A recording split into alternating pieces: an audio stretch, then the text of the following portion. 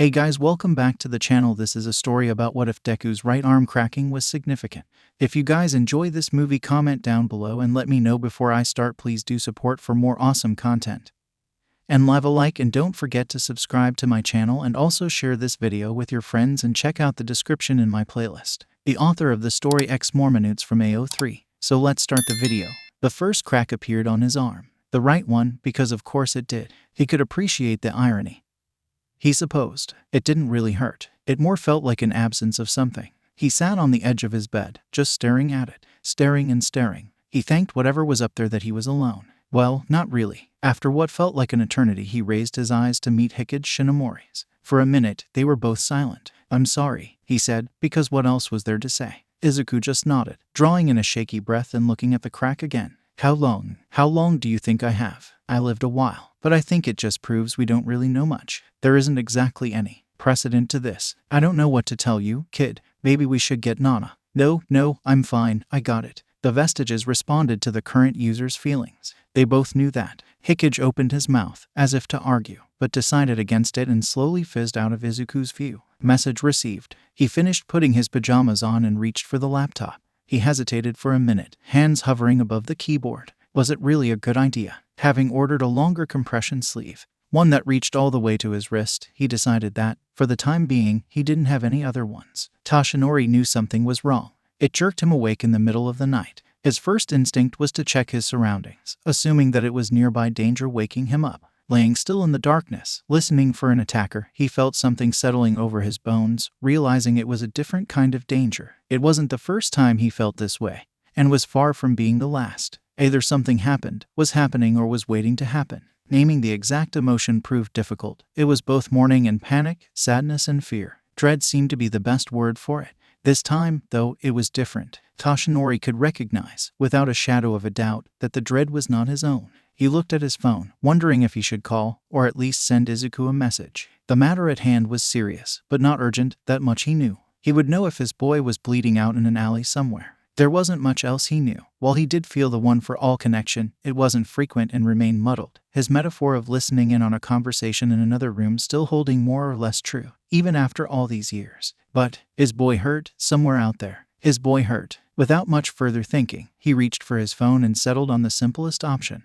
Toshinori, I felt it through one for all. Do you need help? 3:37. Toshinori stared intently at the screen as if that would make his son's answer any quicker. The bubble kept appearing and disappearing, not reassuring, but to be expected. Izuku, no, it's okay. Go to sleep. 3:41. Sadly, he suspected his response to be some variation of I'm fine. Ever since his high school days, Izuku steadily, slowly but steadily, improved in asking for help. He still struggled often, and something of this importance was bound to send him back to his old habits. Briefly, Toshinori considered pressing, but past experience told him it would yield no results, at least, not for now. Toshinori, always remember, I am one phone call away. I am here for you. I love you very much, son. See you tomorrow. 3:43. Make sure that you rest as well. 3:43. Unsurprisingly, sleep eluded him. Toshinori and sleep hadn't been friends in years. He spent the night in and out of consciousness, in that peculiar state in between wakefulness and slumber, and when he did manage to doze off, nightmares of what could have sent Izuku into such a state plagued him. During the day, the dread remained. As muddled and distant as it wasn't what was interfering with his duties. It was the worry. He congratulated himself for not pushing Izuku for details, for giving him his space, for allowing him to come to Toshinori out of his own volition, which was far from easy, since the majority of him needed the details now, needed to ease his boy's pain now. He was at his wit's end trying to figure out what shook him so last night. There were far too many options to choose from. Maybe it was a particularly disturbing, triggering nightmare. Maybe he saw something no person should ever see, as hero work led you want to, especially if you happen to be in possession of danger sense. Maybe Katsuki got hurt on the job. Maybe it was one of his friends. Maybe it was 𝐒𝐭𝐚𝐲. Maybe the worry quieted at the sight of Izuku. There was no other thing in this world that calmed him like his presence, and then roared back to life with twice the force. As many heroes did, his boy had a habit of coming in through open windows. He sat there, crouching on the windowsill, trying, and failing, to keep up a brave face. The sight was heartbreaking. Now, Toshinori was aware that Izuku, at 20 years old, was no longer a child. He was the #1 hero with a promising future. He was featured in all the places where All Might was once featured: the news, magazines, countless forums. He was a public figure. His physical appearance itself reflected these changes. His voice deepened, he grew taller, more muscular. Now, with his eyes brimming with tears, with shoulders way up to his ears, holding himself like a scared child, all Toshinori could see was the nervous, insecure teen he met all these years ago. He got up from where he was sitting, waiting, and opened his arms. Izuku flung himself into his chest, immediately bursting into tears. Toshinori readily embraced him, leaning down to bury his face in Izuku's curls, inhaling deeply, partly to stop himself from crying. The worry was eating at him more than he realized, but also to surround himself with Izuku's scent. He was pretty sure that's what sunshine itself smelled like. It assured him that his son was here, he was safe. But fate didn't take him. He brought one of his hands to Izuku's head, the other one to gently stroke his back as he held him. He pulled him closer, but that only seemed to make Izuku cry more. What happened? SHHH, Izuku. Everything is going to be fine, okay. Whatever it is, we are in this together, you hear me? That didn't seem to work either. His son just shook his head and burrowed deeper into the embrace, clinging tightly. His sobs were so violent, they shook both of them. At loss, Toshinori simply held him, rocking from side to side, shushing him. He closed his eyes and worried. With time, Izuku's sobs started to quiet down.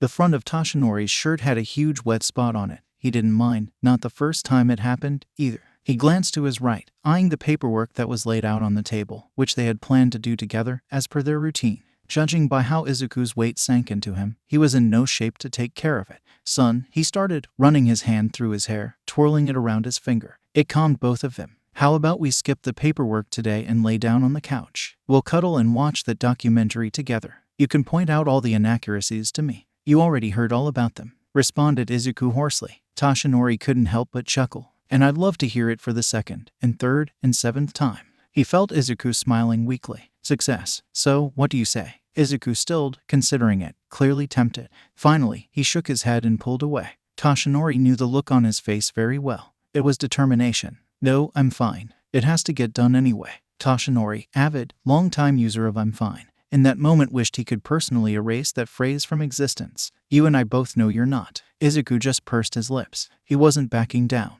With a sigh, Toshinori pressed on. My boy, it doesn't have to be now, doesn't have to be to me, either, but you need to talk about it. With someone, anyone, sooner rather than later. Can you promise me that? Momentarily, Izuku's eyes glistened again. He wiped them swiftly with his sleeve and nodded. Toshinori shook his head. It wouldn't do. I need to hear it. We have been through this. You need to ask for help when you need it. It's very important to me to hear you say that. Izuku grimaced and lowered his gaze. Toshinori hated pulling this card, but it was clearly important. He grasped his son's shoulders. I promise that I will get help, staring at his face intently. He saw less conviction that he would have liked, but it was there. He trusted Izuku with everything that he was and then some. He had to trust him on that. As assured as he could be, he pulled Izuku closer to himself and gave him a big, smacking, completely embarrassing kiss on his forehead. His son's mortified groan told him that it yielded the desired effect. I'm so proud of you, son. Now let's go tackle that paperwork. I made 𝗔𝗵𝗲. With how many times Izuku's been to the hospital, you'd think he would have gotten used to the setting.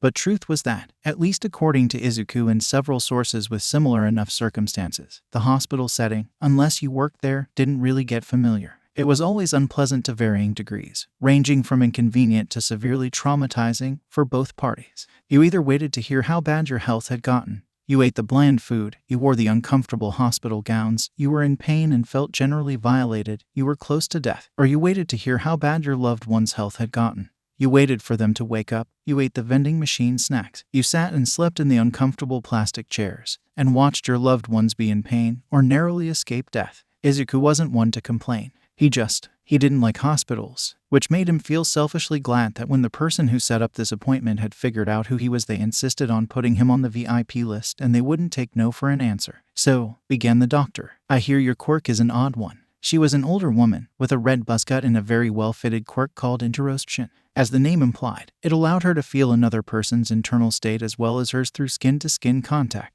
This ability was dependent on her own understanding of her body, as well as being able to adapt. Everyone's physiology was a little different, after all. Quirks were most definitely a variable, but what else was? Would it be something as simple as blood type?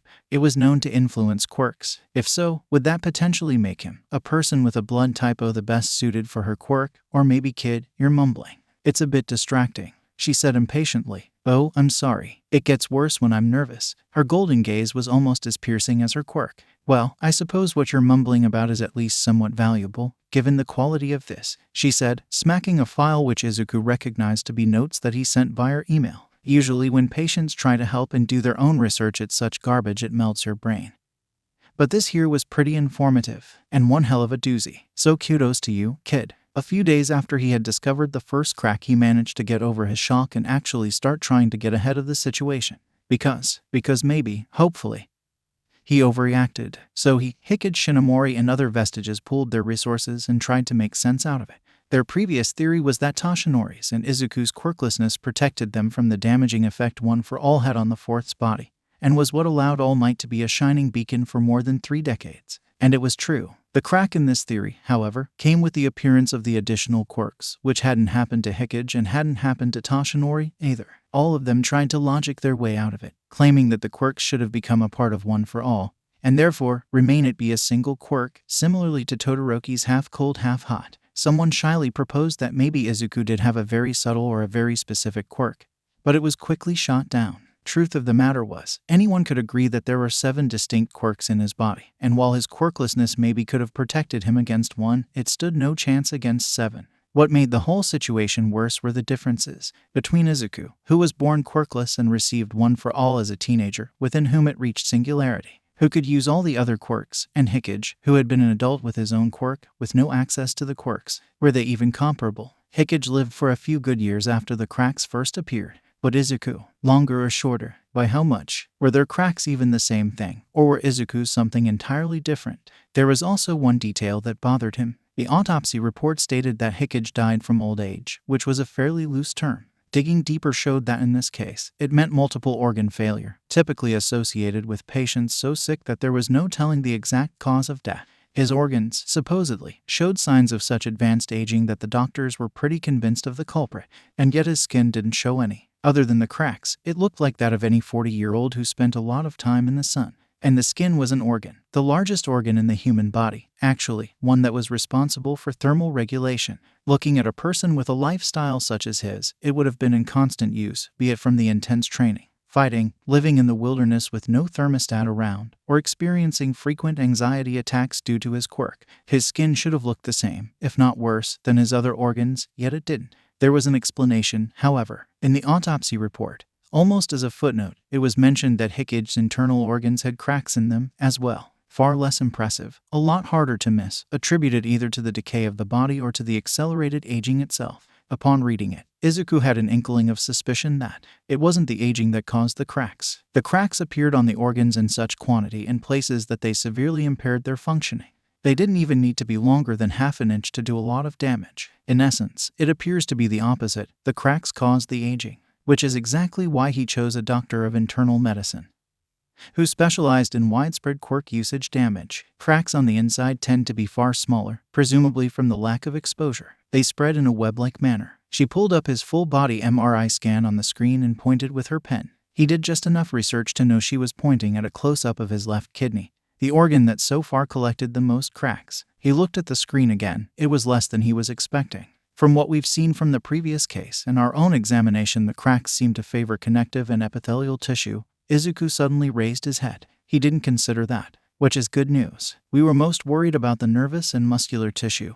A crack could appear in your brain, for instance, rendering you blind, paralyzed, devoid of empathy, or killing you instantly. Take your pick. A crack could also appear in the muscle tissue of one of your arteries. Due to the blood pressure the arteries experience, even the tiniest crack could start to widen on its own pretty quickly, causing you to bleed out internally in a matter of minutes. Thankfully, there is no evidence so far indicating that it can happen. Now our biggest concerns are preventing one of the smaller blood vessels in the brain from getting a crack and bursting, causing a stroke, and taking care of all your organs to at least slow down what killed your predecessor. Which brings us to the matter of your recommendations. Izuku lowered his gaze, looked at his hands, clenched on top of his knees. He knew what was coming. Did you know I was a part of All Might's medical team for a time? Well, he wasn't expecting that. I know you heroes. I wouldn't imagine you being his successor and genuinely listening to me, because yes, you guessed correctly. The best advice I can give you, to our current knowledge, is to avoid strenuous activity and stress, to have a healthy lifestyle, regular meals and sleep schedule.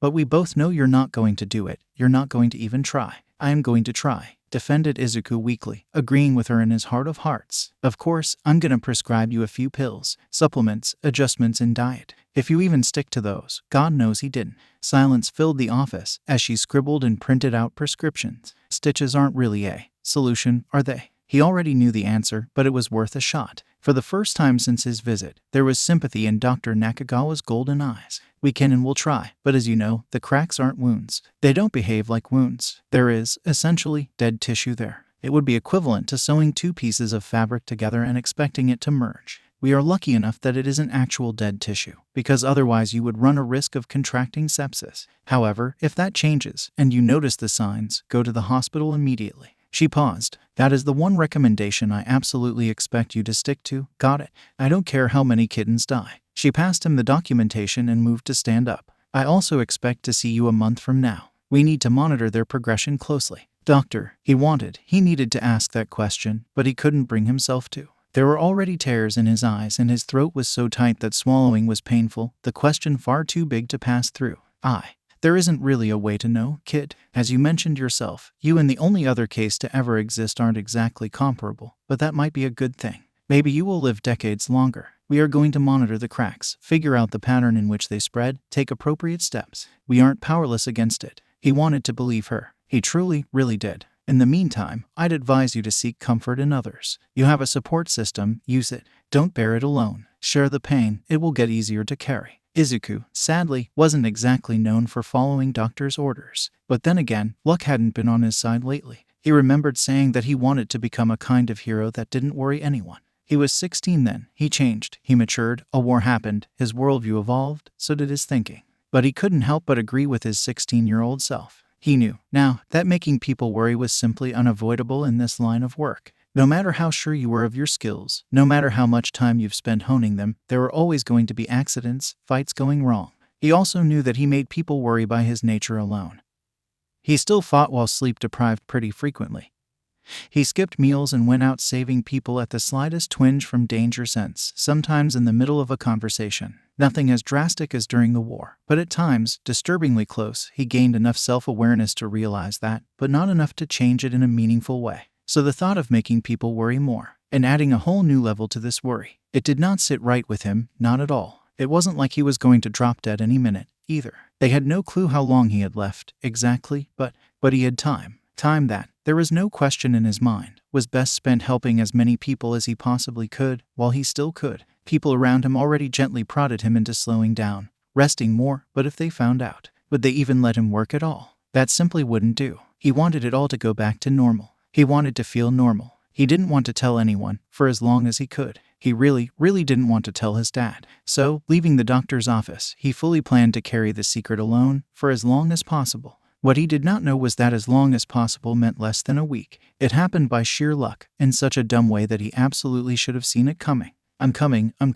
Kaken, where the hell are your keys? It's your apartment, he yelled, hurriedly making his way down the hallway in a hastily wrapped towel. The doorbell still rang. I left them at the agency. Your tracker said you were here, idiot. I just need this one thing. Came from the other side of the door. He opened it and Kaken's angry face came into view. Oh, damn, sorry, he said, noticing Izuku was still very much all wet from the shower that he did not finish taking. He desperately needed one after a particularly nasty fight with a villain who had a particularly nasty quirk, and Kaken's apartment was the closest. They did this frequently. Don't worry, I will come in a minute. He started turning on his heel, quickly, because it was cold in the hallway, only for Kaken to grab his hand. His right one. No wait, I have something to what the fuck is that? Understanding passed Izuku in a flash, and he yanked his hand out of Kaken's increasingly tighter grip and hid it behind his back. Izuku, what the fuck was that? It was either his panicked reaction, or Kaken's extensive knowledge of the past one for all users, or both, which clued Katsuki in on what exactly the fuck that was. So many emotions passed his face it was hard to keep track. Shock, horror, fear, betrayal, and eventually they settled on anger, as they usually did.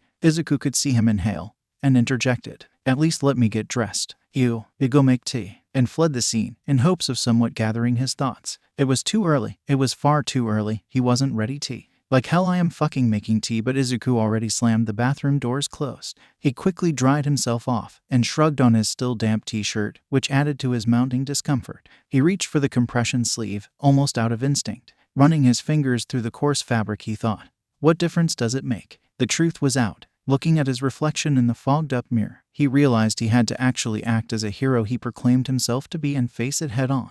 The stiff sleeve wouldn't want to go on damp skin. Anyway, he found 𝐭𝐽𝐻 in the kitchen, sitting by the table, no tea in sight. He removed his gauntlets, at least. Izuku reached for the cupboard holding the tea containers, trying to hold off having to have this conversation. So much for facing the truth head-on. The water boiled. 𝐭𝐽𝐻 remained silent. The tension in the room was so thick you could cut it with a knife. Izuku had learned long ago that 𝐭𝐽𝐻's shouting and yelling weren't actually to be feared. Him being silent was far, far worse. When were you planning to tell me? He asked at last, after Izuku sat down, eerily calm. Were we supposed to find out reading your fucking autopsy report? Is that it? Because if you didn't tell me, you sure as shit didn't tell anyone else. Izuku's silence was answer enough. I went to the doctor. Congratulations for acting like an adult for fucking once. 𝐭𝐽𝐻 took a deep breath, then in a softer tone asked, what did they say? Izuku sniffed. Already, could he have a single conversation about this without immediately bursting into tears? He bawled right outside the doctor's office, having to duck into the nearest restroom. For God's sake, he wasn't 15 anymore. We don't know how much time I have. 𝐒𝐻𝐽𝐻 isn't exactly a good estimate. Our situations are so different we don't know. We don't have any ideas for treatment either. It's just, we have to observe it, see if there is a pattern, maybe, hopefully, and maybe it's okay. Maybe I'm just overreacting. Because who knows, maybe he was hyperventilating. Great. Maybe it's not as bad as I'm making it out to be. Maybe at some point. 𝐭𝐽𝐻 got up, circled the table and hugged him. He started to stroke his hair, as all his loved ones did when they tried to calm him or themselves down. It did not work, as Izuku promptly burst into tears. I'm so scared. I thought I had more time. I don't want to die. He wailed so loudly he thought it was bouncing off of the walls. I'm sorry I didn't tell you. It's just, talking about it makes it so real. By that point he was reduced to messy sobs and didn't seem to be able to articulate words anymore. He cried and he cried. 𝐭𝐽𝐻 held him and stroked his hair. The worst part was that he knew he wasn't done crying about it, not even close. He had no idea how much time has passed when 𝐭𝐽𝐻 spoke up again. Holy shit. What? There were so many answers to that question. The old man is going to blame the hell out of himself. And here Izuku thought he was almost done crying for now. He started anew. Oh my god, 𝐭𝐽𝐻, how am I going to tell him? I don't want to tell him. How? I can't. I wouldn't have done anything differently. Not for a second, but how do I tell him? His dad. His wonderful, kind-hearted, world-weary, filled with silly jokes, gentle giant of a father. He loved him so dearly. Toshinori didn't deserve this. He did his best. How could he have known? Wait a minute. How come that didn't happen to him, yet it happened to you? He wondered if 𝐭𝐽𝐻 was genuinely curious, or if it was an attempt at distracting him. He was glad for it all the same, though. Because while Toshinori used one for all, it was still a singular quirk. Similarly to when 𝐒𝐻𝐻 had it, only he had his own quirk on top. That's why the cracks appeared in him. In my case, though, the quirk reached singularity and the other quirks awoke. One for all became 7 quirks. Why did that result in cracks, but didn't result in something we usually see in people who were given more than one quirk?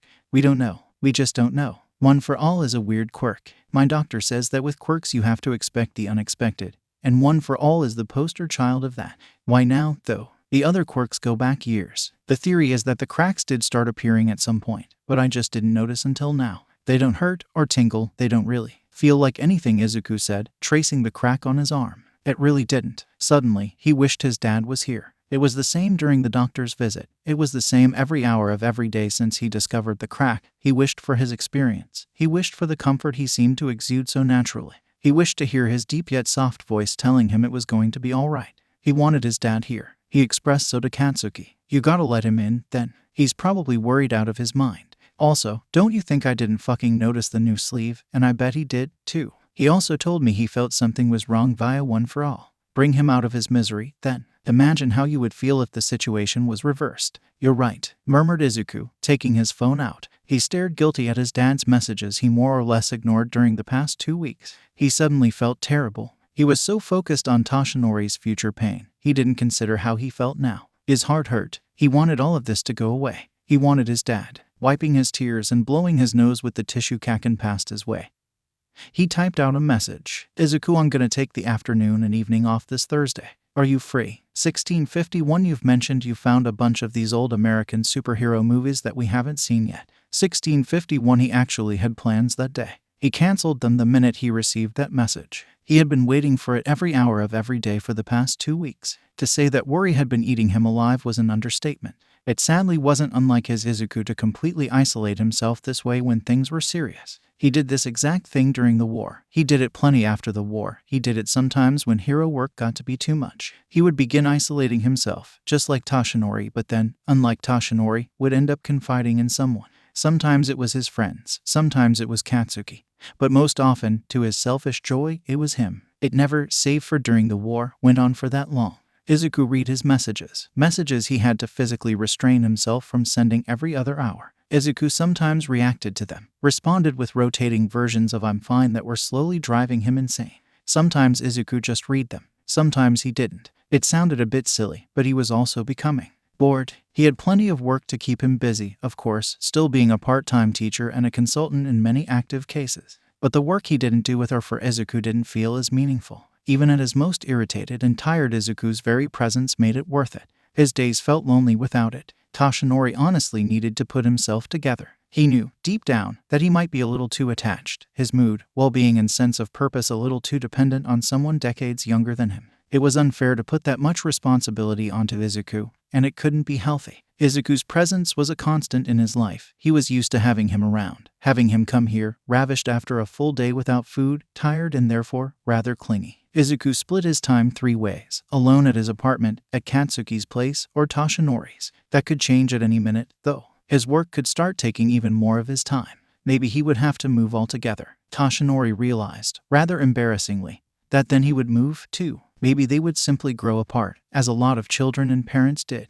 This thought, for some reason, hurt the most. He decided to push it away as he focused his attention on the katsudon currently on the stove. He could cook something different, of course, but today it felt appropriate. He also liked making it, had it down to a science. "It smells amazing, Dad," came from his left. He smiled on reflex. His son came wearing sweatpants and one of his ridiculous t-shirts that Toshinori loved so much. A grocery bag dangled off of his wrist. It was full of snacks that fit into his post-gastrectomy diet, he was sure. Izuku always complained that Toshinori never had enough of them at home. With a sigh of relief, he spotted something else on Izuku's wrist, a silver band. It was his and Katsuki's idea not too long after the war. Danger sense, like all quirks that resided in One for All, became powerful enough to notify him of anything posing as a danger to those he cared about within a few miles. Problem was, Izuku cared about everyone. After the war, crime was falling steadily, but slowly. Danger sense made sure Izuku was aware of it, disrupting him in the middle of class, while trying to sleep, while eating.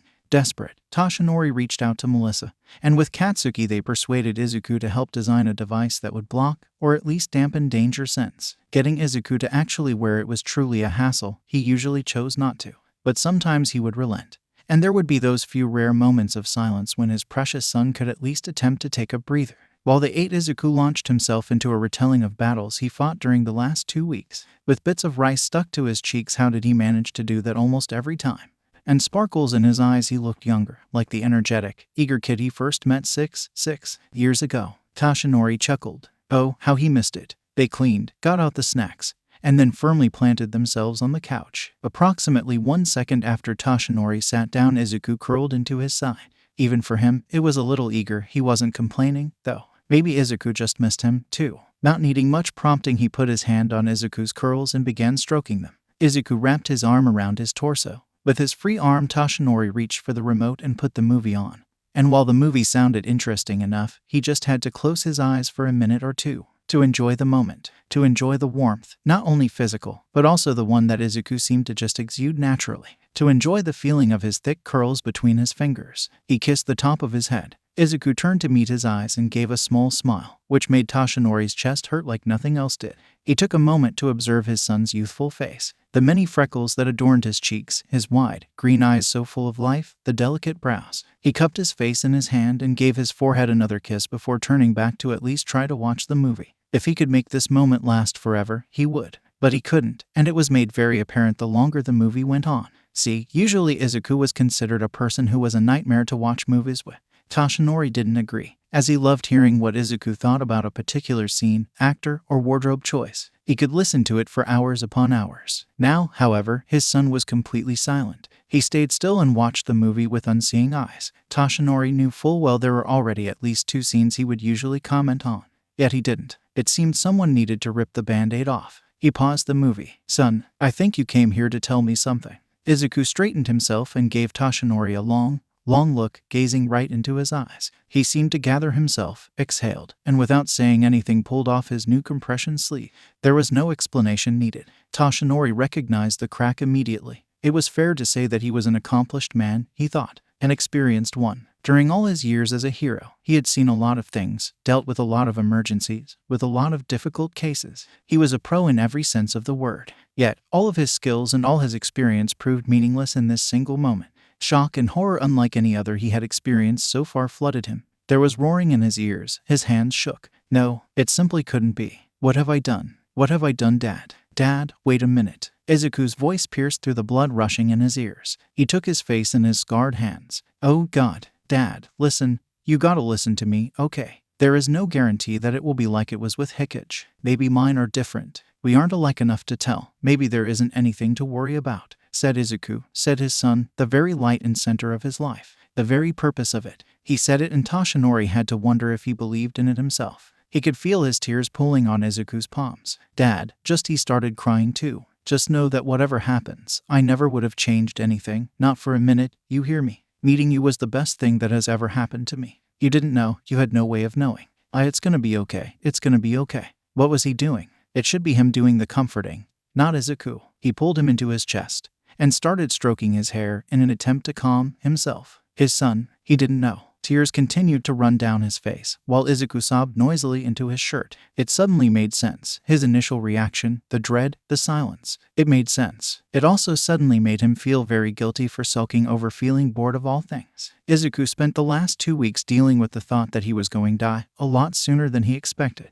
Izuku was dying. His boy was dying. And he had no one else to blame but himself. Toshinori was the one it began and ended with. He was the one that had given him this god-forsaken power. He was the one who lit the fire under him. He was the one that was going to do something about it. Because there was no possibility, no reality in which he was going to accept, was going to allow his Izuku to die. There was simply no way. He would never accept that. If there ever was someone who had to live, it was Izuku. He was too good, too kind of a person, too perfect of a hero. The world needed him, pure and simple. It needed his light. Toshinori needed his light. And something could always be done. Always. They were going to brainstorm, and they were going to figure something out. 𝐒𝐻 Shinomori, to the best of their knowledge, didn't seek medical help, but Izuku would. At some point, he stopped crying. Izuku still sniffled in his arms. Have you consulted someone, anyone? Well, yeah. Izuku pulled away, wiping his face. Toshinori desperately wanted to pull him back into his chest. The vestiges and I talked about it, and I went to the doctor. I'm gonna email you all the notes and everything. They did a bunch of tests, with different quirks. They did an MRI. And, do you remember this doctor? This red-headed woman called Nakagawa-Yume. Kinda scary, very to the point. She mentioned she was a part of your medical team for a bit. Toshinori searched his memory. Oh, yeah. Yes, I remember her. Very to the point, I agree, but a specialist unlike many. Izuku nodded. She agreed with our theories. I'm gonna explain everything. She said, I have time. Izuku sniffed again. We just have to monitor them. Monitor them. The cracks. Toshinori felt his heart drop all the way down to the floor. Did this mean they've spread to my left kidney and they found them on my liver? It's like Izuku chuckled. There was no humor in that sound. It's kind of like I have cancer. Realizing what he said, he hurriedly followed up with in a sense that it spreads and needs to be monitored. And is not the death sentence everyone seems to take it as. It isn't. Toshinori said simply. It wasn't. He was going to make sure of that. What did she recommend? By the way, Izuku's gaze shifted to his right. He knew he wasn't going to like that.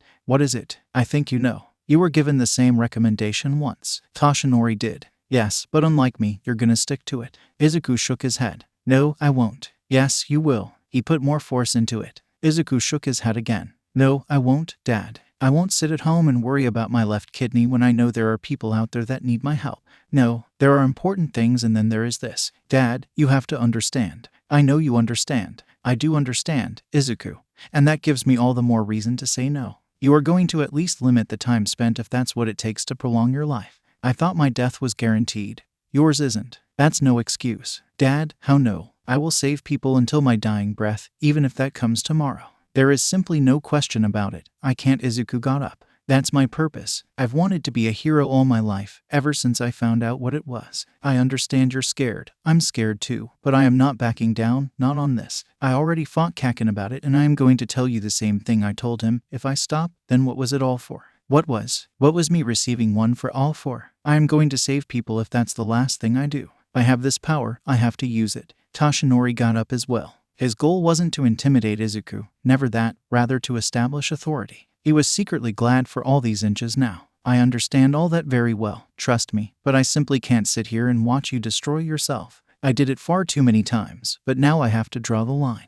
I cannot allow you to throw your life away. Look at where being this way has gotten me. Learn from my mistakes. Learn from yours. It's completely different this time. Besides, it's my life. I get to decide how I live it. It's my choice to make. Besides, you destroyed yourself no problem for so many years. Then why can't I? Because what? Because Izuku had someone else to live for? Because his life was more important. Even if Toshinori thought that he couldn't just say it. Because I love you. Because I don't want you to die. And it really was as simple as that, wasn't it? He watched Izuku deflate, all fight leaving him. He put his face into his hands, shoulders shaking. I don't want to die. I don't want to leave you. And you won't, son. You won't. We will figure something out. Because they had no other choice. Izuku sobbed, this time quietly, brokenly, like he was mourning already. Listening to these sobs was akin to having his heart pulled apart. Toshinori pulled Izuku back against his chest, where he belonged, and let him cry. They stayed like that, glued to each other's side, for the whole night. Toshinori, being as tall as he was, owned a rather large bed. Occasions like these always made him appreciate it even more, as they laid down together, comfortable. Though, with the way he held Izuku close, even a twin bed would suffice. His son fell asleep first. No wonder, given the day, hell, the 2 weeks he had. He usually ended up falling asleep first. Anyway, be it in Toshinori's bed or his own. And, as usual, he took advantage of that, moving to simply look at him. Watching him take deep breaths, his face peaceful. Everyone looked younger when they slept.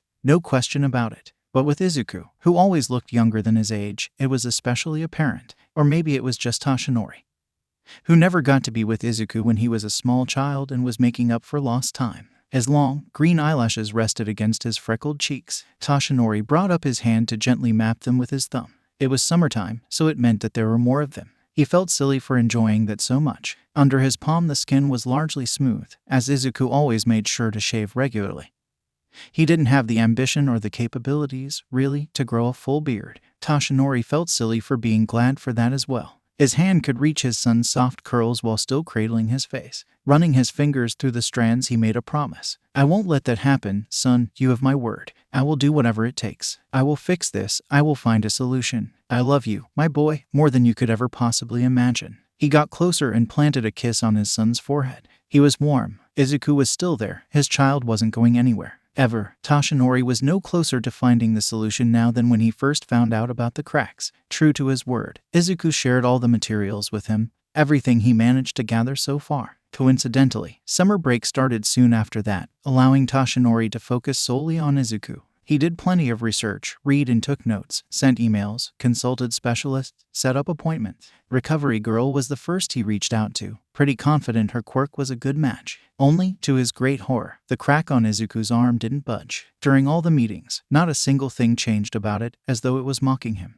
So focused he was, he made Izuku worry about him, which was as ironic as it was ridiculous. Dad, you have to sleep, too, chastised him his son, peering at his eye bags. He set the tea before him, carefully avoiding all the pages covering the table, containing both Toshinori's research and Izuku's paperwork.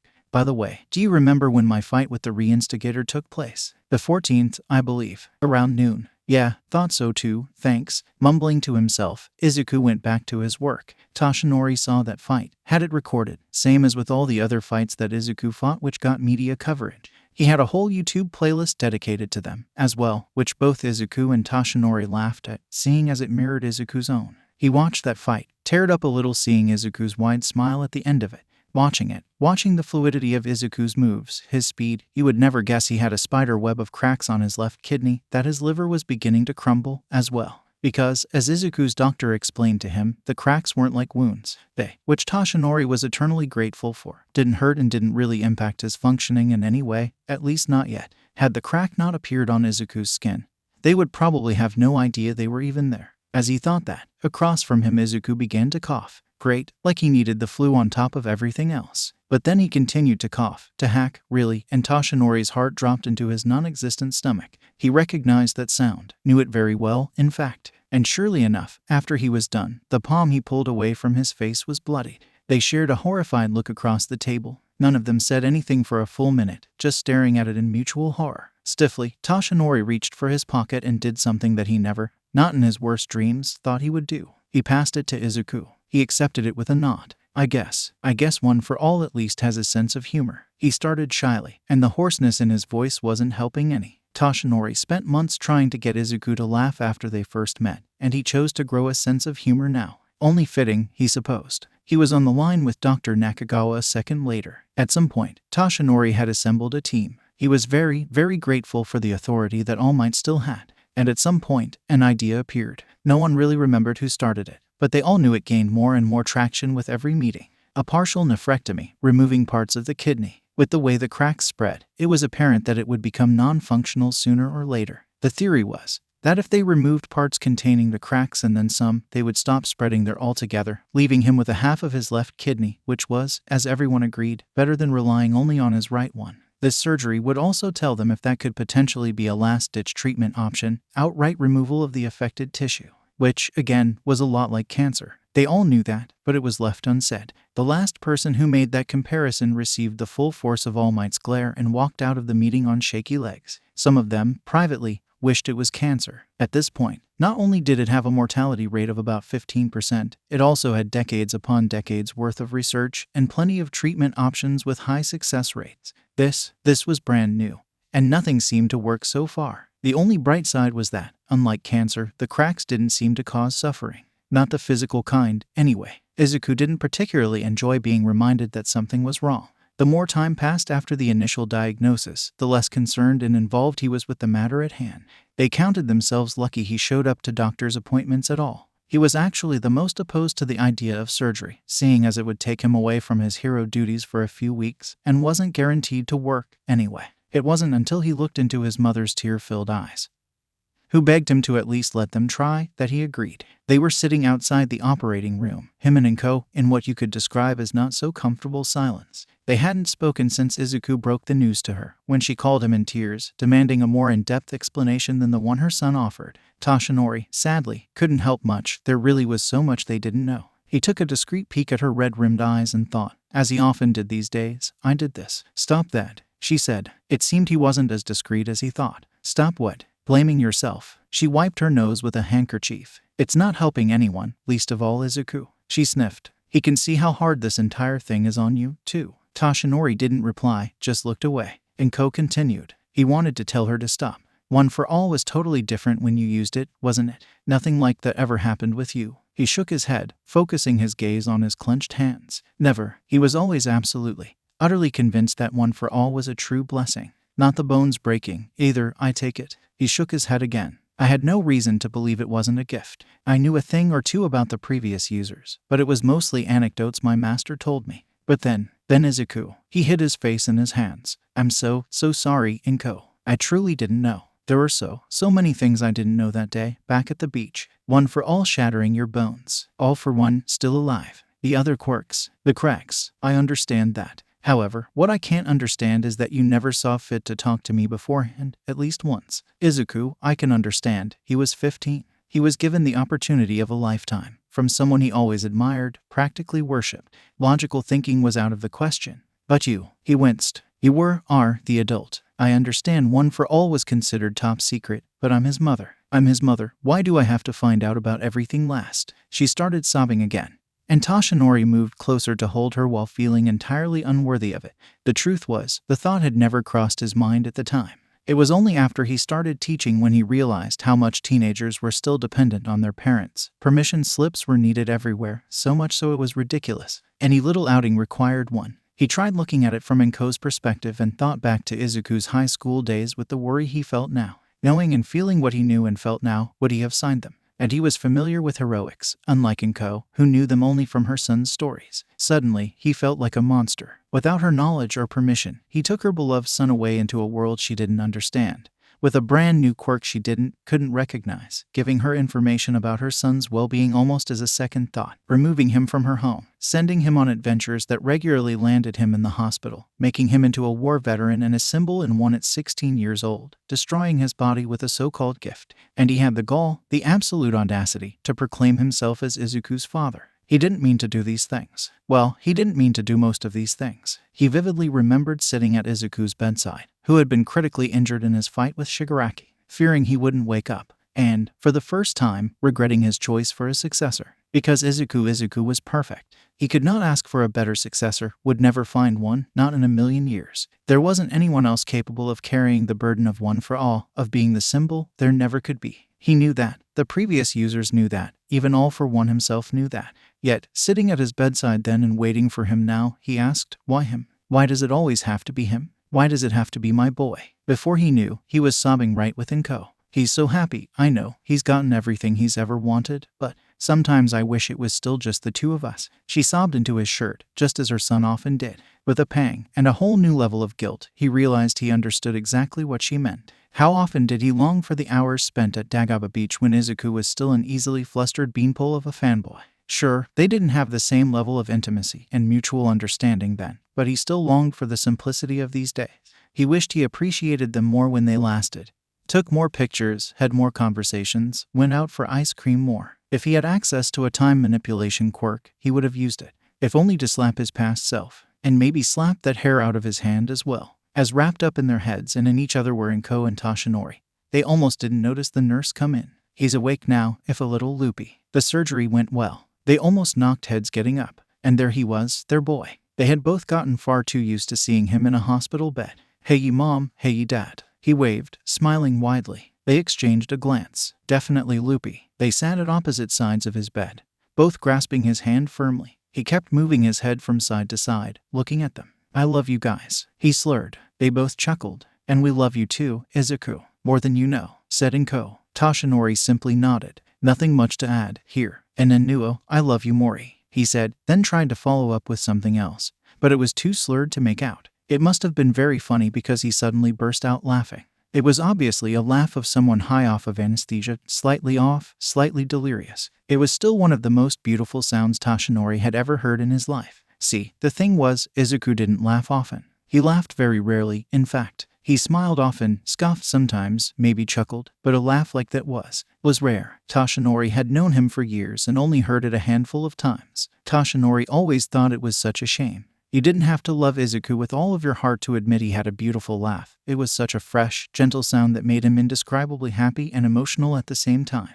His hands itched for his phone, wondering if he should record it, then decided against it, opting to hold Izuku's hand tightly and try to fend off more tears. Unbeknownst to him, he would come to regret that deeply, as it was the last time he ever heard Izuku laugh. Izuku's leg was numb. He thought it was like that ever since he woke up, but he wasn't sure. Danger sense jerked him awake and he left in a rush, barely getting dressed. He thought it maybe had something to do with the way he slept, or maybe it was something that happened as a result of a fight. But days passed. He massaged it and tried every stretching exercise there was, and the numbness was still there. He could still use it fine. It was only slightly uncomfortable, as things usually were. When it came to the cracks, he glanced at his abdomen. The scar from the surgery was slowly heading into the old scar category. It was several months old, still a little pink around the edges. It healed well. So did his kidney. Sadly, despite that, he couldn't say the surgery was a success. Cracks continued to spread as though nothing happened, sprouting from the place the surgeon cut with their scalpel. They were officially out of options. Now, he was one kidney down, 1/3 of a liver, a small piece of lung. The cracks started to eat away at his stomach and intestines, and they discovered a new one on his spleen. There was one that spread down from his right temple. Izuku purposefully grew his hair out to hide that one, if not from reporters, then from his loved ones. Maybe from himself too, a little bit. At some point, the cracks did start to hinder his day-to-day functioning. He tried to hide it, but they knew. They all had to come to terms with the fact that there was no stopping this. There was only waiting. What gave them hope, the smallest bit of it, was that the cracks were insanely irregular and unpredictable. They could grow in a matter of days and then remain the same for months. If they spread out, like they did in 𝐒𝐭𝐲, maybe, just maybe, he could live a while, a good while. Maybe it wouldn't be a comfortable life, but he would live to see himself turn 30, potentially 40, if he slowed down. But he should have known that taking anything for granted when it came to them was foolish. Someone once hypothesized that they only attacked certain kinds of tissue, and so far nothing disproving this theory happened, so they accepted it as fact. Because of course they would end up attacking his nervous system at some point.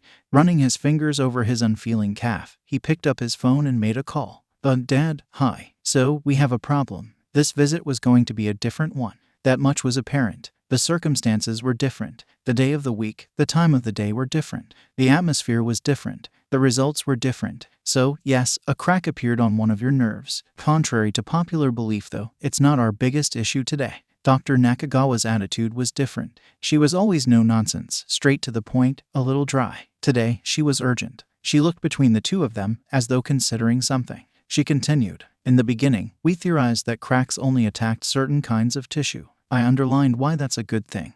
And I gave you several reasons. Do you remember? Yes, damage to the brain itself and to the muscle tissue of the arteries. Toshinori nodded along with him, aware of that as well. Izuku raised his brows. Oh, hold on, are you saying there are cracks in my brain? He was suddenly very cold. No, it's the other one. We've found beginnings of cracks in the muscle tissue of your aorta. It's at risk of bursting any minute, really. She let that sentence hang in the air. Toshinori felt as though his own heart had stopped, only to start beating twice as fast. What? No. She didn't give them any more time to process the news, kept going on. As I've explained before, even the smallest hole in the arteries can kill in a matter of minutes. Kill? I had a patient once whose quirk produced spikes on random areas of her body. One of the spikes only grazed a major artery. She died of blood loss before the ambulance could arrive. The only good thing I can say is that, as we know, the cracks are in no way, shape or form predictable. There is no pattern, only guesses. We can hope that the cracks don't go any further, any deeper, but we absolutely cannot ignore the danger at hand.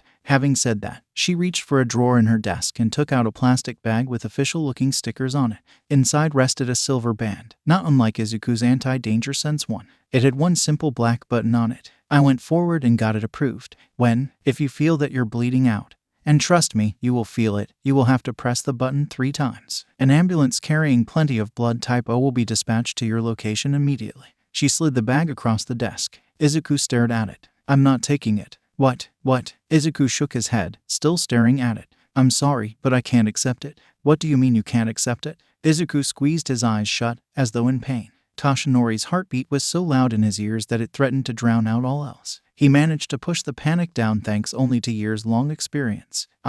The average time for an ambulance to arrive is about 9 minutes, am I correct? The doctor nodded. It takes less to bleed out from a major artery. Unless I'm basically outside the hospital, I don't stand a chance. You're not wasting an ambulance ride to transport my dead body, not when someone else could still make it. No, I refuse. It was too much all at once. Toshinori's mind was so loud it was empty. He could just stare at Izuku, trying to process what he just said. What on earth, he managed out. Are you talking about? Besides, I'm guessing you didn't extend that offer to that poor woman? No. Dr. Nakagawa didn't reply, which was all the answer he needed. You only proposed it to me because I'm a hero. Number 1 at that, am I right? He was met with silence once again. So, no, I appreciate it, but I can't take this. Izuku. Toshinori reached out and grasped his foolish son's shoulders. He shook him once. Are you out of your mind? That's not fair, Dad. I can't agree with that. I know it's hard, but take the bracelet. I just explained. Take it. Silence fell over the office again. Izuku looked at him, stunned. Maybe it was his voice, booming and cold and dead serious. Maybe it was his face, more furious than Izuku had ever seen it. That's not funny, Izuku Midoriya. This is serious. I am not joking around. Well, neither am I. As I just explained, not only is it deeply unfair, and I don't care. He looked straight into his eyes, into his brilliant, green eyes, trying desperately to make him see reason, to make him understand. He felt a bit bad about it, but he was not giving him an option. They weren't about to discuss it, as Izuku seemed to believe. That was, simply, not up for debate. Izuku was concerned about someone else's life, because of course he was worried about some random, hypothetical stranger instead of himself, but Toshinori wasn't. It was as he said. He realized with startling cynicism, he didn't care. He didn't care about some rando that probably lived an unhealthy lifestyle succumbing to a heart attack at 70 years old.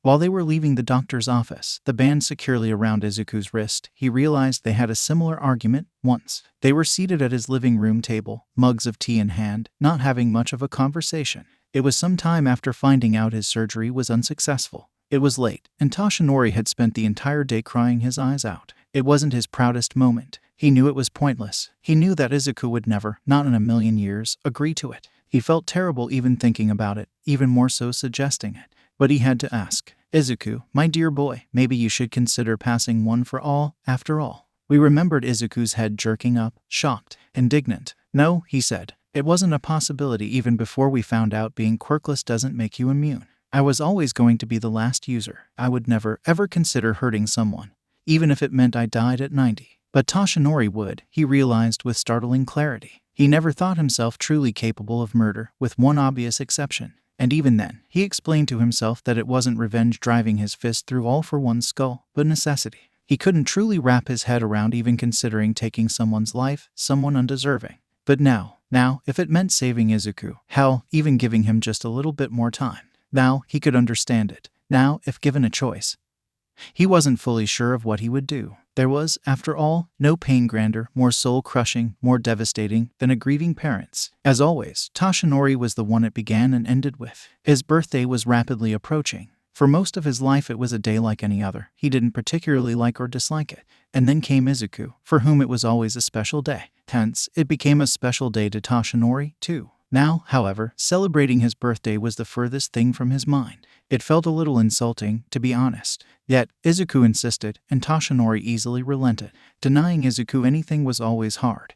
Not when he looked at him with those wide, childlike eyes of his, but it was especially challenging these days. So, as per tradition, he headed to the 𝗳𝗏𝗄 beach. He had mixed feelings when it came to the 𝗳𝗏𝗄 beach. On one hand, so many of his treasured memories were from there, but on the other, it was there where he had given Izuku this curse, for lack of a better word. He went anyway. He and Izuku had set a time, and he was late. Toshinori, familiar with the way pro-hero schedules worked, didn't mind waiting. He walked some, then sat down on a bench to look at the sunset. Sunsets at 𝗳𝗏𝗄 were always a sight to behold, but this one was especially beautiful. The sky was a breathtaking mix of blue, yellow and red hues, changing so rapidly it felt a little unnatural. The abandon of crimson told him it was probably going to rain tomorrow. It was practically dark when Izuku showed up, a little out of breath, fresh out of a fight. Toshinori, chuckling, had to literally shake the battle dust off of him while waving away his apologies for being late. They headed into the direction of the water, and Izuku launched into a detailed retelling of the fight. His voice was going 1,000 miles an hour. Toshinori could only smile and listen closely. No matter his mood, he would always enjoy Izuku being passionate about something. And then he turned. He looked at his hostages, and that gave me a second to tell. His voice faltered, and he fell silent, curious as to what made him stop. Toshinori turned to look at him, and came to face a sight he would never, as long as he lived, forget. Izuku's eyes were blown wide, his face pale as a sheet, frozen in an expression of pure shock. He held one of his hands over his chest. He started to fall over, and Toshinori caught him before he had the chance to hit the ground. He gently lowered both of them onto the sand. It couldn't be happening. But it was, he realized as he watched Izuku press the button on his bracelet. But it was, he realized as he watched Izuku's face morph from shock into determination. "Dad." Izuku's trembling hands reached out and grasped both sides of his face. "Dad, listen. You gotta listen to me, okay?" He just kept shaking his head, saying no over and over, as though it would change anything. "Dad, you." Izuku gave a choked exhale, already crying himself. "Please, tell my mom I'm sorry. And tell her I love her, okay?" Their tears mixed on Izuku's face. He wasn't telling 𝐭𝐞 Izuku Izuku was gonna tell her himself and 𝐭𝐵𝐾. "Oh, 𝐭𝐵𝐾." He smiled wobbly. "Tell him to keep on fighting, okay? Tell everyone that I love them and I'm sorry." "Izuku, no, my prince of nonsense, stop. The ambulance is on its way here. It's going to be okay. You will see, and you will wake up in the hospital bed as always. Everything." "Dad, please," interrupted him his son, his one and only joy, his purpose, his everything. He felt him wipe one of his tears with his thumb, smiling that damned, weak smile that was going to haunt him for the rest of his life. Izuku's eyes traced over his face, as if committing it to memory. Meeting you was the best thing that has ever happened to me, you know. I was thankful for it, every day. If given a choice, I wouldn't have changed anything, you hear me? You have given me a life I could only dream of. I love you. I wish I said that more often. I love you too, my boy, I love you. And you will see, we will be saying that every day, it's going to be okay." He stroked his hair, pushing one of his curls away from his face, revealing the ugly crack. He stroked his cheek. "It was going to be okay. I want you to know, Dad. I want you to remember that I."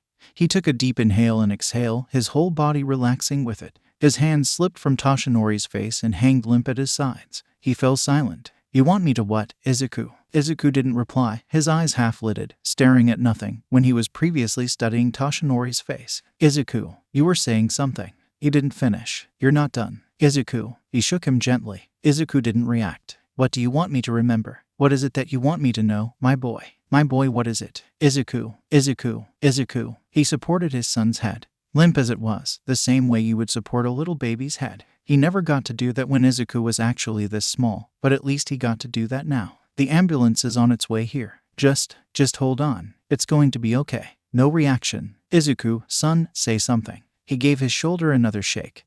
This one a little less gentle, a little more urgent. Izuku. He looked at his lifeless, blank face, and suddenly, he knew. He raised a shaking hand to his mouth. No, no, no, no, no. He cradled his son to his chest, ever so gently stroking his hair, as though he was made from glass. My baby, my little boy, my baby boy. No, no, no, no, no. The world ceased to exist. He has never cried harder in his life. He cried, he sobbed, wailed, and screamed, clutching Izuku's body, tightly, rocking. It wasn't real. It couldn't be. The pain was so great he thought he was being torn apart, piece by piece. It was so great that it was practically indescribable. Toshinori never thought something could hurt so much, that a person was capable of feeling this much pain.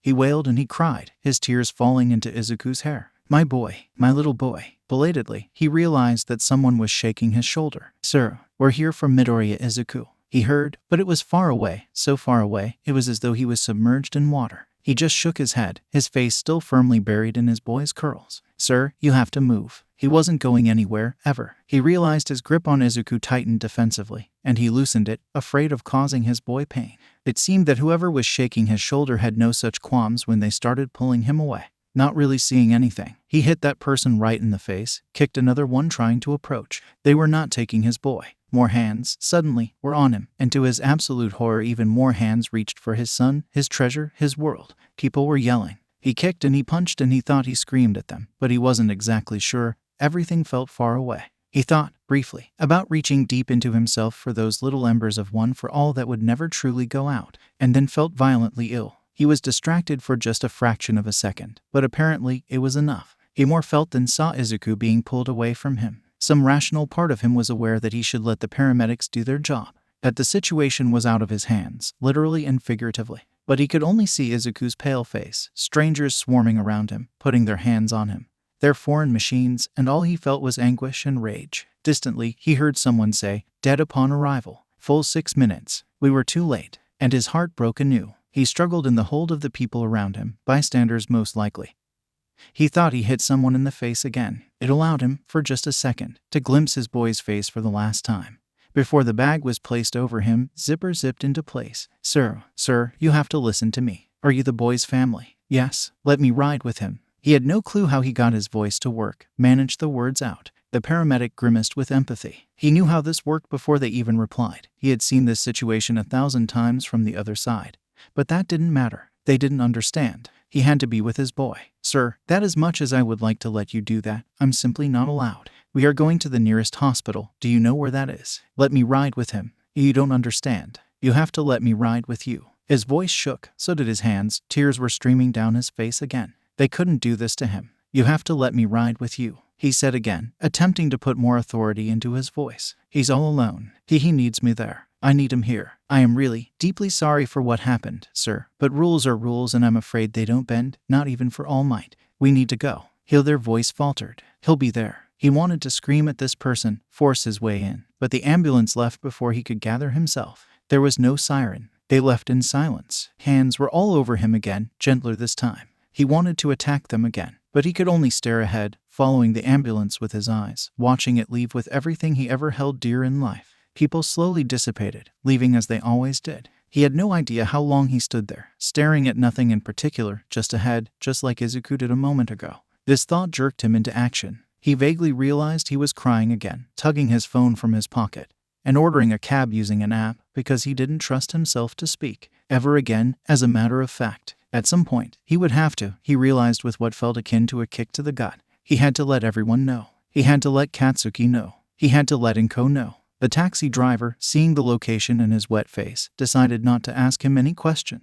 They rode in silence, punctuated by Toshinori's heavy breathing and an occasional sob. He hated hospitals. He hated hospitals. He hated them with a passion. He had a feeling he was about to start despising them even more. Toshinori tore his way through the usual crowd. He took one look at the people waiting in the queue in front of the front desk, and they moved to let him pass. He did not have the presence of mind to feel bad about it. He had to ask for the information twice. He's been to this hospital more times than he could count, but never to this part. In a daze, he followed the directions and all but collapsed in one of these godforsaken plastic chairs. Waiting. He did not know what he was waiting for. What was he waiting for? His phone burned a hole in his pocket. In the taxi he tried to call, or at least text anyone, but could not bring himself to do it. How could you share news you couldn't actually bring yourself to believe? How did you find the words? He was temporarily saved from it by someone briskly approaching him with a clipboard. Mr. Yagi Toshinori, you're listed as a family member of one Midoriya Izuku, correct? He felt his throat seize up.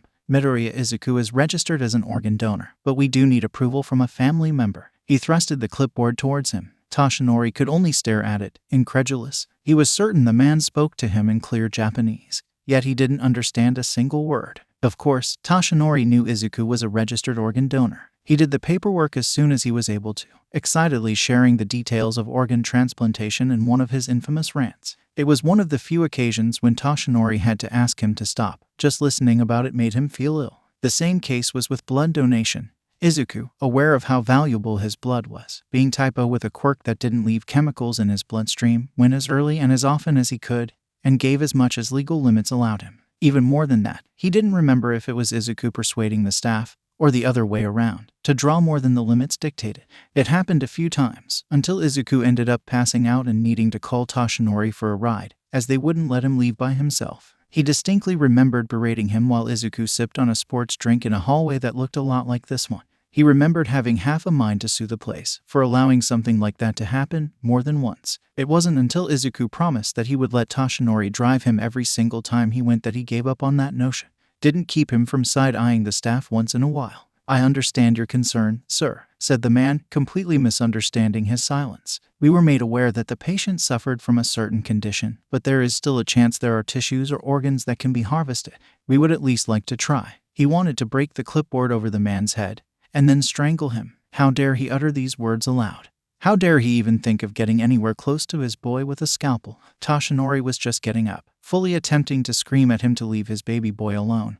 To leave him alone, but then he remembered that Izuku would want this. If there was a chance that someone could be saved, Izuku wouldn't hesitate. With a shaking hand he signed the paper, giving that man what was essentially permission to mutilate his son's dead body. It was the right choice. He hated himself. How was he supposed to look 𝐭 in the eyes now? Ever? How was he supposed to look himself in the eyes ever again? He might as well go with the punch. He brought the phone up to his ear. The silence in the Midoriya residence was deafening. Toshinori didn't know whether it was the shock, the overwhelming sadness, the tiredness, the crushing helplessness, or the distinct lack of noise. The two of them rarely met alone.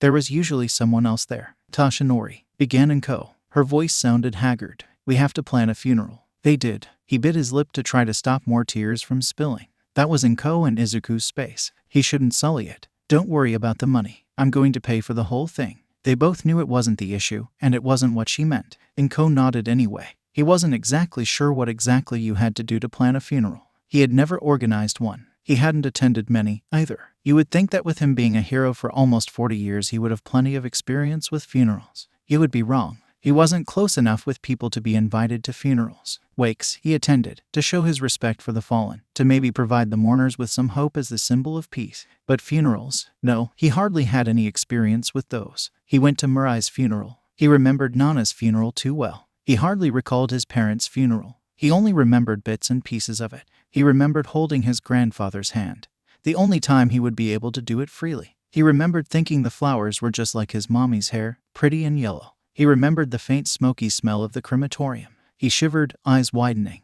The crematorium, pushing these thoughts away.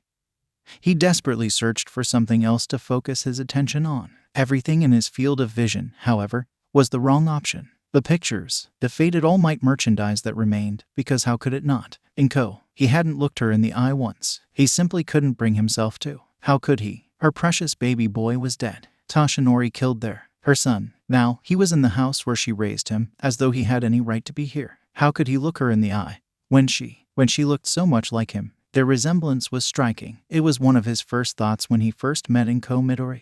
that her son took after her a lot. He had her wide, green eyes, her face shape, her height, her hair color, her tears. It became less obvious as Izuku matured, but was always quite clear. Now it was clearer than ever before. Carefully keeping his eyes trained on the 𝗵𝗃, he gathered all courage he had, more than he ever needed in all his decades as a hero, and managed out, There is a hero cemetery nearby. I think that's something Izuku would choose. And it's a good place. I agree, replied 𝗏𝐽 softly, as though reading his mind. I can handle it, then. No, he could not handle it. But for 𝗏𝗏, he could try. But for Izuku, he could try. The rest of the conversation trickled by in a similar way. One by one, they added details. And Toshinori grew more and more nauseated with every single one. They took turns pulling the tissues out of the tissue box, passing it to each other. They decided on a traditional Buddhist ceremony. Save for one detail, they both agreed to forego the white kimono in favor of his hero suit. Most heroes were buried that way. They both knew that from the same source. Neither of them mentioned that. Izuku had several copies of his suit in various places. It proved necessary rather quickly. Danger sense interfered with all of his daily activities, and that included doing laundry. Toshinori was sure he had at least 2 copies in his apartment.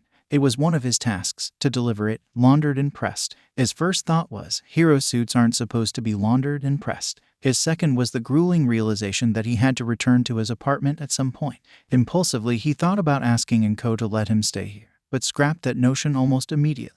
It was so wrong for so many reasons. Funny, during the course of the conversation he glanced at the door many times, fighting the urge to bolt through it, wishing he was anywhere but here. But now, when it was actually time to leave, he wasn't the one who initiated the hug. He was sure he would never initiate another hug ever again. It was 𝗏𝗏 who cautiously put her arms around him as he was heading out. For a moment he stood still with his hands up in the air, not sure what to do with himself. Then, he leaned down to return the hug, having plenty of experience embracing people much shorter than himself. She hugged differently than Izuku did.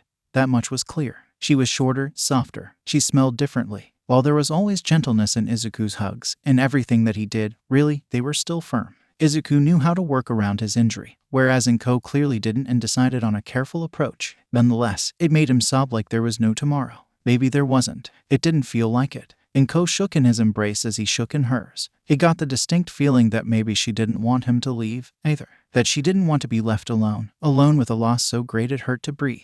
That she didn't want to be left alone in a house filled with memories that were once happy, were once mundane, even, and felt like a knife to the chest now, where every single thing was a reminder. He understood. There wasn't a single part of Toshinori's apartment that remained untouched by Izuku's presence. They were too tired for words, and really, were there any? It's going to be okay. We will get through this. He took a cab back. This driver was less observant, and it was darker, making his red-rimmed eyes harder to spot. They recognized him and attempted to chat him up, but soon found it to be no use after he replied to every question with stony silence. His house, it was no longer a home, couldn't be, was just as he had left it, in the exact same state. He did the dishes before he left.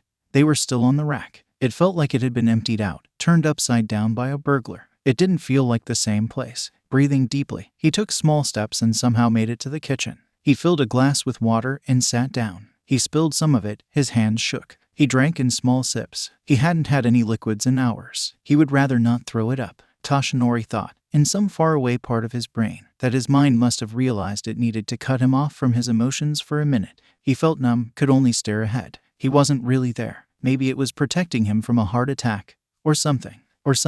With a pang, a thought cut through the silence. How did he know there was a hero cemetery in the vicinity of Midoriya's house, anyway? He had never been there. Mirai's funeral was held in a different one, further up north. Nana's was in her hometown. It wasn't an unknown cemetery per se, but he had no reason to know about it. Then he realized why he knew. It was at this same table where he sat right this moment. Toshinori had had a medical scare, and he landed himself in the hospital for a 3-day-long stay. In his humble opinion, it was completely unfounded, but the staff and Izuku seemed to believe otherwise. The atmosphere after they had gotten back home was far from pleasant.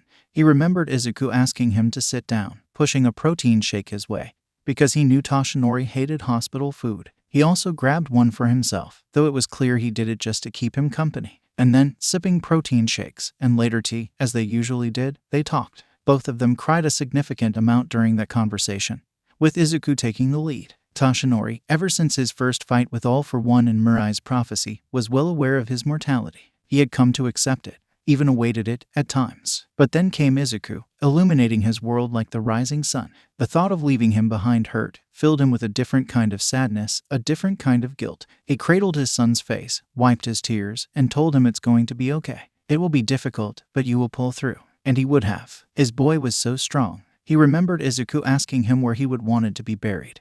Izuku supposed it would be a hero cemetery and as an example, started talking about one he knew. It was in the vicinity of his house. He went there sometimes to honor a hero's death with humble flowers bought with even humbler pocket money. Toshinori replied that he wouldn't mind being laid to rest exactly there. He enjoyed the idea of being close to his boy even after his death. Then Izuku asked some more, even though it was clearly too much for him. He pressed on, because he was the bravest soul Toshinori ever knew. He asked about the details, about the clothes, about the Buddhist sect, about the grave. He fought to look calm, but he shook and tears streamed down his face. Toshinori took his hand and said that he didn't really care that much, that any decision Izuku would end up making was fine by him, that he just hoped he would visit his old man's grave sometimes. He tried joking, but that just led Izuku to burst into tears and they more or less cuddled the rest of the day away. There was one point in that conversation when Izuku got that conflicted look in his eyes. Toshinori caught it and firmly shook his head. A similar look crossed his eyes after finding out that the surgery was unsuccessful. During the same conversation when Toshinori suggested sharing the burden of one for all with someone, his reaction was similar, quick dismissal. Discussing the details of Izuku's funeral, to him, felt like admitting defeat. They should have had this conversation. They should have had so many conversations. He looked at Izuku's seat, right across from his, and then it hit him again. Izuku was gone. He was gone. His boy was gone. He was gone and he was never, ever going back. The wails bounced back at him in this empty apartment. He hid his head in his arms, but it brought him no comfort. There was only one thing that could bring him comfort now. It was hard to breathe. It was hard to move. The sadness, the despair, the grief felt very much like a physical thing, pulling him down. He wanted to crawl out of his skin. And the guilt. Oh God, the guilt. Because it was his fault. Pure and simple. There was no arguing about it. It wasn't his mind blaming him for all of the world's misfortunes as it liked to. Pure, cold logic dictated it. He had given him one for all. One for all killed him. Simple as that. Any court would find him guilty. Toshinori would have never, ever given him, or anyone for that matter, this power if he knew. Wouldn't have even considered passing it down. He had no reason to suspect how much of a toll one for all could take, in exchange for the power that allowed Izuku to bring the war to an end. He never had reason to think of it as anything but a blessed gift. But he should have wondered at how convenient it was, should have researched the previous users. But he didn't, and with his ignorance he had gotten his boy killed. He took him away from this world just as he was beginning to change it, to bring it forward, to warm it with his light. It hurt more than any wound ever could. The tears ran down his forearms. When he thought he was done crying, he started crying again. He had no idea how he made it into his bed. Trying to change, brush his teeth, anything was out of the question. He laid down fully clothed, with sand still in his pockets. As drained as he was, sleep took him instantly, a small mercy. He was probably still crying when it did. He woke up to rain pitter-pattering on the windows. Rubbing the sleep from his eyes, he glanced over at the clock on his bedside table. 6:17, it read. It meant he slept 6 hours, more or less, which was not bad. For him, it was quite a lot, which did not explain why he was so tired. His head was heavy. He felt muddled, crusty. Splashing water on his face helped a little bit, but only a little. He almost grabbed the wrong toothbrush by accident. It was only after he put toothpaste on his did his heart skip a beat and he looked again. Izuku's toothbrush rested innocuously in the white cup. It was All Might themed. The reason for that was, mostly, because he had always been surrounded by All Might merchandise and he found it comforting. Having heard that Toshinori didn't argue against it, and some private part of his heart squeezed tightly, he felt it was his duty to tease him gently, though, how he would always remain a fanboy. Izuku didn't disagree, and they both laughed at the silly little toothbrush. Toshinori dropped his own. Salty tears mixed with water on his face, his breath quickening. There was no time for a panic attack yesterday. No time and no place for it, either. He had both now. All but collapsing on his bathroom floor, he drew in wheezing breaths. He knew all the techniques, it being hardly his first time. He could do this. He tried looking around himself. 5 things I can. The first thing he saw was the fancy shampoo that helped Izuku's curls a lot. But he was too modest to buy it for himself. But Toshinori gladly did. Next, Izuku's towel, just hanging there. The next, it was Izuku's. He squeezed his eyes. No, that wasn't taking him anywhere. He had hardly gotten up and the world was ending already. The floor was unstable, he was dizzy. His heart was about to beat out of his chest. He coughed up blood into the toilet, half panting, half crying. He had no idea what to call this all-consuming feeling. Panic, sadness, loss, anger, fear, pain, all in one. What was he going to do? What was he going to do? He hugged his arms to himself, a pale imitation of what he truly longed for. He was cold, everything hurt. He has never, ever wanted anything more than to have his boy right here with him. To hold him, to run his hand through his mess of curls, to feel his warmth, to hear his voice. He just couldn't. His eyes caught a peek of the laundry basket at 𝐒𝐭𝐲. He automatically started to wonder where he would find a copy of his suit. His first guess has Izuku's room, obviously, but for the life of him, he could not fathom going there. Not in the near future, or ever. His second guess. Here it was. With shaking hands, he took it as though he was holding something made from delicate silk, not reinforced fabric. He brought the green suit up to his face and started wailing into it. He knew it wouldn't help. The achingly familiar smell would bring him no comfort, just deepen the wound. He had no idea how long he sat there, curled around the suit as he would once curl around Izuku, curled around like it was a lifeline, trying to hold on to pieces of him, imagining he was still there in his arms. If Izuku was still here, he would probably encourage him to get up, to brush his teeth, to eat something. Prompted by that thought, he got up, still clinging to the suit as though it was keeping him tethered. His legs were wobbly, but he managed, imaging Izuku's reassuring hand at his back, urging him on, leading him through the hallway. He recalled a memory of something similar happening, back when Toshinori had gotten sick with the flu. He thought he heard a ghost of his voice. It squeezed fresh tears out of his eyes. But as he had back then, he kept going. Feeling ridiculous, he hanged Izuku's suit on the back of his usual seat. Yes, Toshinori was losing it. He was being delusional. He didn't care. Relying on the memory of Izuku's chiding voice to keep him afloat, he fixed himself breakfast. He had to keep moving. There was a task in front of him, several of them, really, each one of them harder than the other. But for Izuku, he had to. And for Izuku, he would. He could start with calling the cemetery, plugging his phone in. Since he didn't charge it overnight, he was greeted with the sight of a smiling face. He should be getting used to the pain stabbing him directly in the heart, but every time it did, it just hurt more. Izuku was a little younger in the photo. It was not too long after the war. They were out. He didn't remember why. Maybe there was no reason whatsoever. They were passing by a taiyaki stall and Izuku commented on how it was such a shame there was no place for it in his meal plan. Toshinori bought two. Izuku finished the first one in what seemed like seconds, then started to pretend like he wasn't eyeing the second one. Toshinori, laughing, handed it to a flustered Izuku. He bought that one for him too. He couldn't have them anyway. It was one of many lessons on how to not deny yourself small pleasures. Before getting started on the second, Izuku, suddenly remembering, asked Toshinori to snap a photo of the taiyaki to send to 𝗧𝗪𝗔𝗪. Toshinori told him to smile at the camera instead, which an embarrassed Izuku did. The old man didn't seem to find it as funny as Izuku did. Toshinori ended up loving the picture so much, the crumbs on his son's smiling, blushing face, the golden light of the setting sun illuminating it, that he set the photo as his wallpaper immediately. It remained that way ever since. It remained that way now. He could have changed it whenever he wanted. He kept an embarrassingly big collection of Izuku's photos. Always did, ever since the very beginning. It only grew over the years. Plenty of photos to choose from. He knew the job of choosing a photo fell on 𝐒𝐭𝐲, who was in charge of organizing the wake. Toshinori felt equal parts relief and guilt over that. Trying to breathe around the gaping hole in his chest, he faced his phone again. He had a task ahead of him, a task he wanted to do well. Izuku wasn't the only one he owed it to. The place he chose was ordinary. That was all he could think, standing there in the rain, looking at it. That it was ordinary. He dragged the poor woman all around the cemetery for what felt like hours, and every single place she showed him was wrong. Desperately. He thought about the other hero cemetery. Maybe they had nicer places there. But the realization slowly trickled in, as they passed one grave after the other. No place was going to be the right one. Not ever. He was going to hate every single one. No matter where they went, no matter how visually appealing the place might look. Because there wasn't supposed to be a grave at all. Because death wasn't supposed to happen to people that young. Because death wasn't supposed to happen to Izuku. Not until many, many years. Not until Izuku was old and gray and could rely on his grandchildren to arrange his funeral. Finally, he decided on the place he hated the least. It was relatively far from the gates, near the wall surrounding the entire area, making it somewhat private. There was a tree nearby.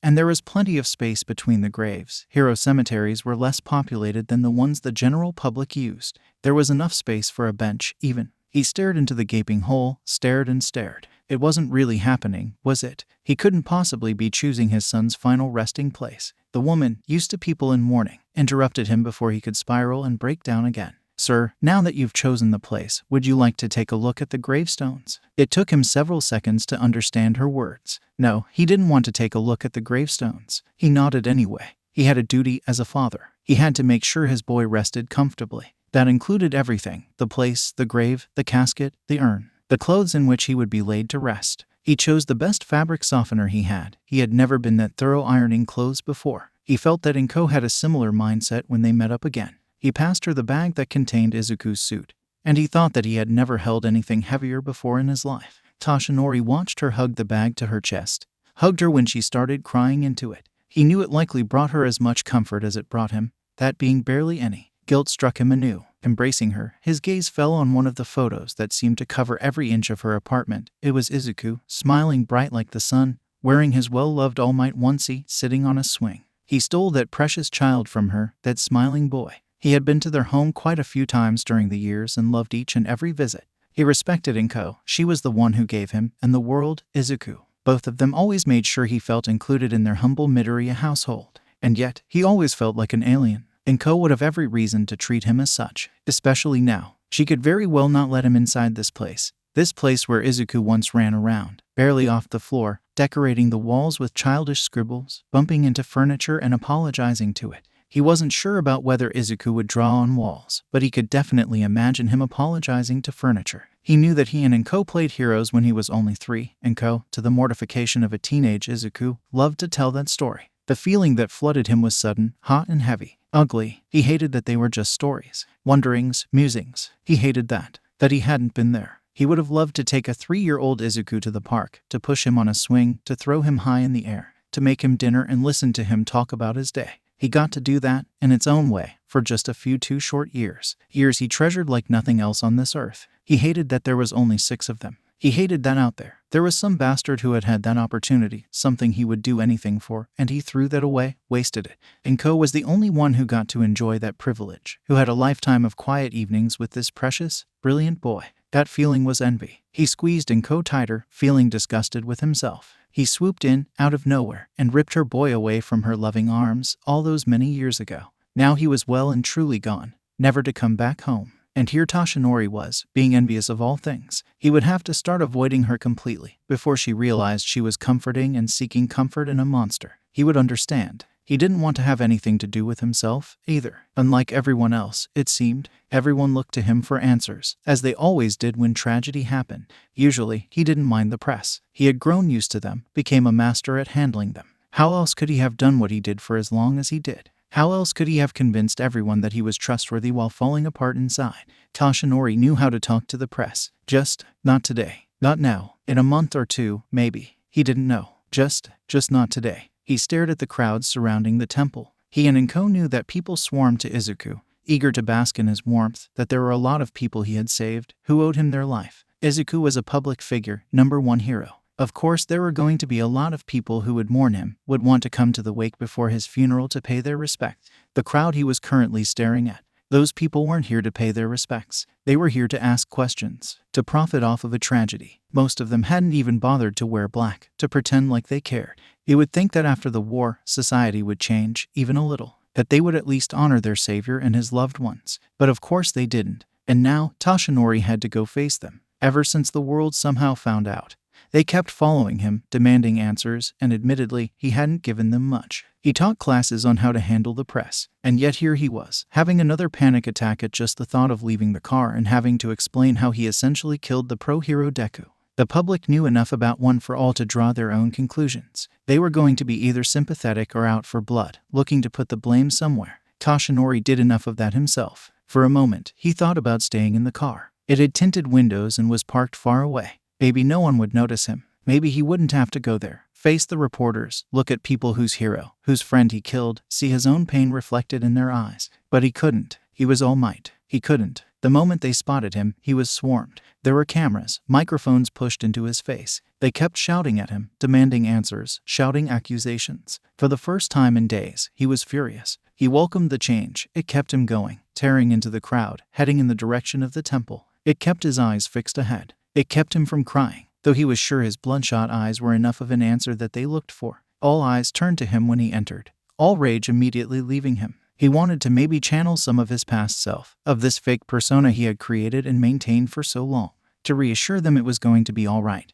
They would pull through this, that the future held hope, but it would all be a lie, and those people didn't deserve to be lied to. So he said nothing. They allowed him to sit in the back, even though he most certainly had the attention of the entire room. Even though they were all aware that he had a place in the section dedicated to family members, no one said anything. They followed his lead, and no one spoke a word to him. They wanted to, he could feel it, to maybe ask, to maybe just say I'm sorry for your loss, maybe, to demand an explanation. God knew these people deserved one. Instead, some of them just stood next to him in silence. Some of them gently touched his shoulder, his back. Some of them didn't look in his direction at all. They knew. Once, he would have hated the thought of being so vulnerable, in front of people he knew and strangers alike. He would have hated people tiptoeing around him. Now, he didn't care. Let them see. It didn't matter. It didn't matter. He was not ready for the funeral. Days leading to the wake and the wake itself were at least partially cloudy. It rained some. On the day of Izuku's funeral, beautiful sun shone. Toshinori thought that Izuku would have appreciated the irony. For someone who didn't laugh much, he had a way of finding even a little bit of humor in the most unlikely of situations.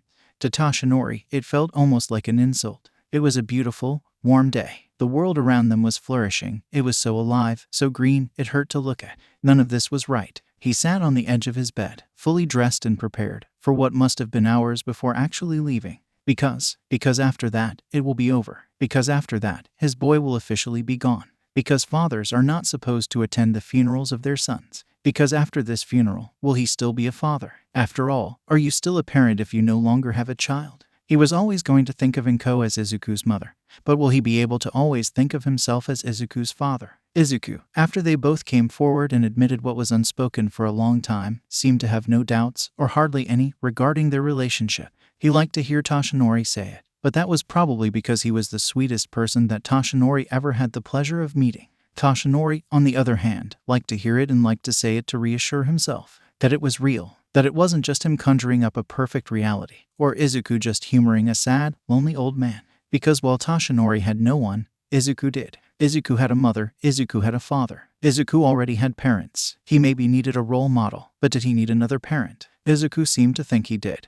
And nothing he ever did was disingenuous. His love for Toshinori always felt so palpable, so tender. He wanted to hold it in his palms, basking in its warmth. It never, not for a second, felt insincere. It was the single purest thing he had ever touched, felt. The doubt lingered, though. For a long while it remained dormant, only choosing to reappear now, stronger than ever. He had never, could never, doubt his feelings for Izuku, though. While many of his relationships were complicated, sometimes hard to put into words, this one was achingly simple to define. He loved Izuku unconditionally, with his whole being. There was nothing more important to him than his son. He loved him for so long, far longer than when he had actually realized it. It came to him as naturally as breathing. Of course he didn't notice. Izuku was ridiculously easy to love. He got up, deciding that no matter what the truth was, he was Izuku's father. He was going to remain Izuku's father for however long he lived, for being his father was the most worthwhile thing he had ever done. And he was going to go see his son. He was going to see his son for the last time. Avoiding others at the wake was far easier. The crowd there was rather mixed, both strangers and loved ones. When he focused enough, he was only dimly aware of their presence. Here though, with so few people there, people he had known for years, with whom he talked with every day.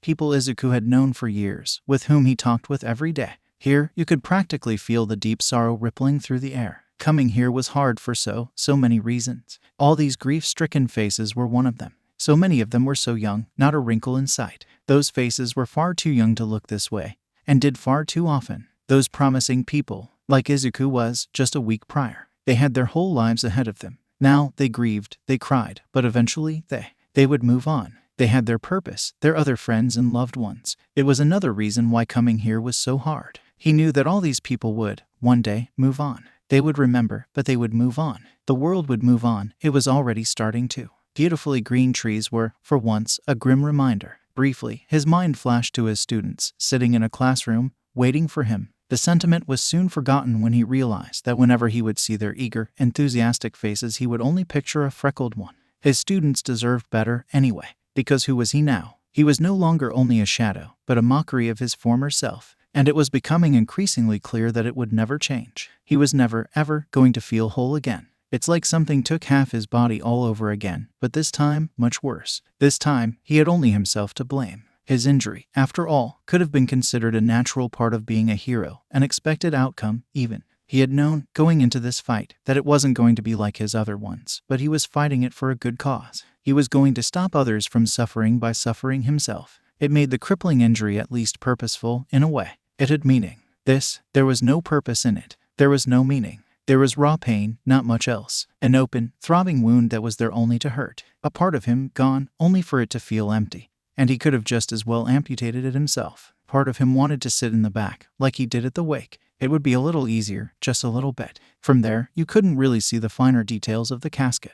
You only saw the general shape of it. From where he sat now, in his designated seat, right next to 𝐭𝐽, he could see all the finer markings that caught his attention back when he had bought it very well. He could see, very well, that it was open. He could feel it very well, too. His boy was right there. The casket was placed a little higher than their seats were, making it impossible to look inside, even with his height. That part would come later. Part of him was glad for that. He was, simply put, not ready. Part of him wanted to climb up the platform and gaze upon his sleeping boy right now. Maybe then that's when he would find out he really was sleeping, after all. His son would open his eyes and look at him, all confused about the whole mess. He would get up, immediately hugging Toshinori, assuring him that it was all actually an effect of a quirk, that he wasn't going anywhere, that he was alive and well. He would this smile of his, the one that always seemed to brighten up the whole room. God, he missed this smile so much. The absence of it felt like a physical thing. The whole funeral, he couldn't tear his eyes away from the casket. He couldn't look at it. He couldn't look away from it. Every single hair on his body stood on end.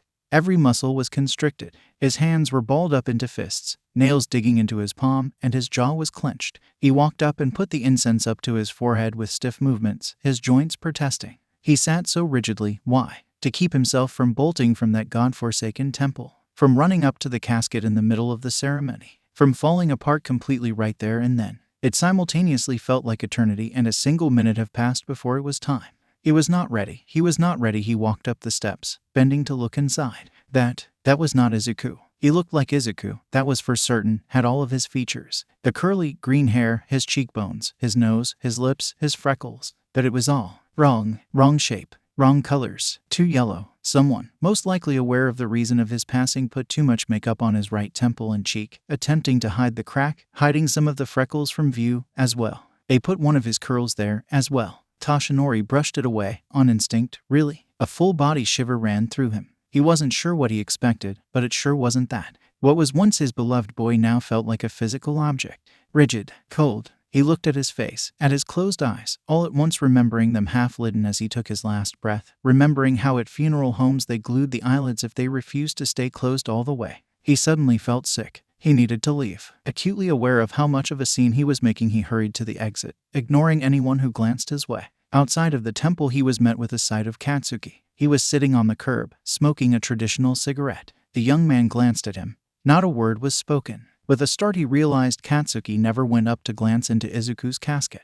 "I didn't know you smoked," was out of his mouth before he could stop it. "As a new thing," he replied, trying very hard to sound like his old self. "Izuku convinced me to go get a checkout, too. Turns out, my explosions, other than fucking up my hearing, fucked up my lungs, too, with the smoke." He looked at the cigarette he was holding, then took another drag. And what better time to start than now? Toshinori sat down next to him. "Pass me one." Katsuki scoffed. "Don't you have one fucking lung? Barely functioning, at that. What better time to start than now?" He echoed. He could almost hear Izuku scold both of them, could see him reach to take the pack from Katsuki's hand.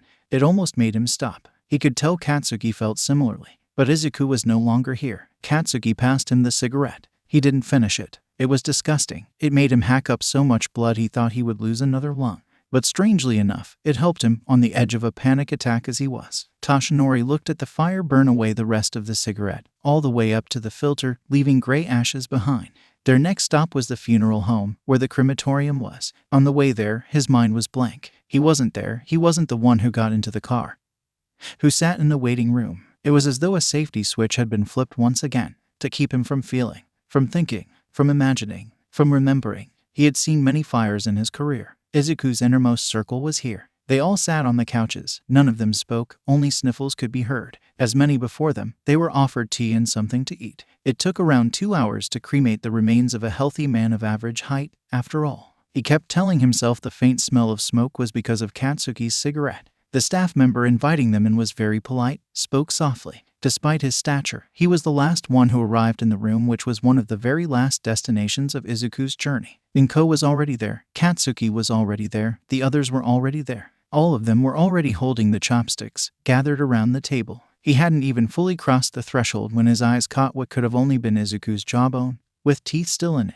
Immediately, he turned on his heel and left, ducking into the first open door he saw. Toshinori curled up against a wall, bringing his knees up and putting his arms over his head. His throat hurt, he didn't know why. Was it because he was screaming? Or crying? Maybe he threw up. It was Katsuki that came after him. His voice shook as he told Toshinori to get up, clearly fighting with himself to not join him. And that's what gave him strength, just the tiniest bit of it, just enough to get up and follow him through the hallway. As they were about to go inside again, he faltered. He could not do this. Not now, not ever. But, for Izuku, his mind supplied. It pushed him into reaching deep into himself, pulling out that piece that didn't allow him to feel much of anything for days on end, that stared at horrors beyond comprehension and still saved people with a smile. He picked up the chopsticks. Once, back in college, a few of his friends went to try out the new Chinese place. One of them didn't know how to use chopsticks, so Toshinori patiently showed him how to correctly hold them, how to pick up food, taught him some etiquette.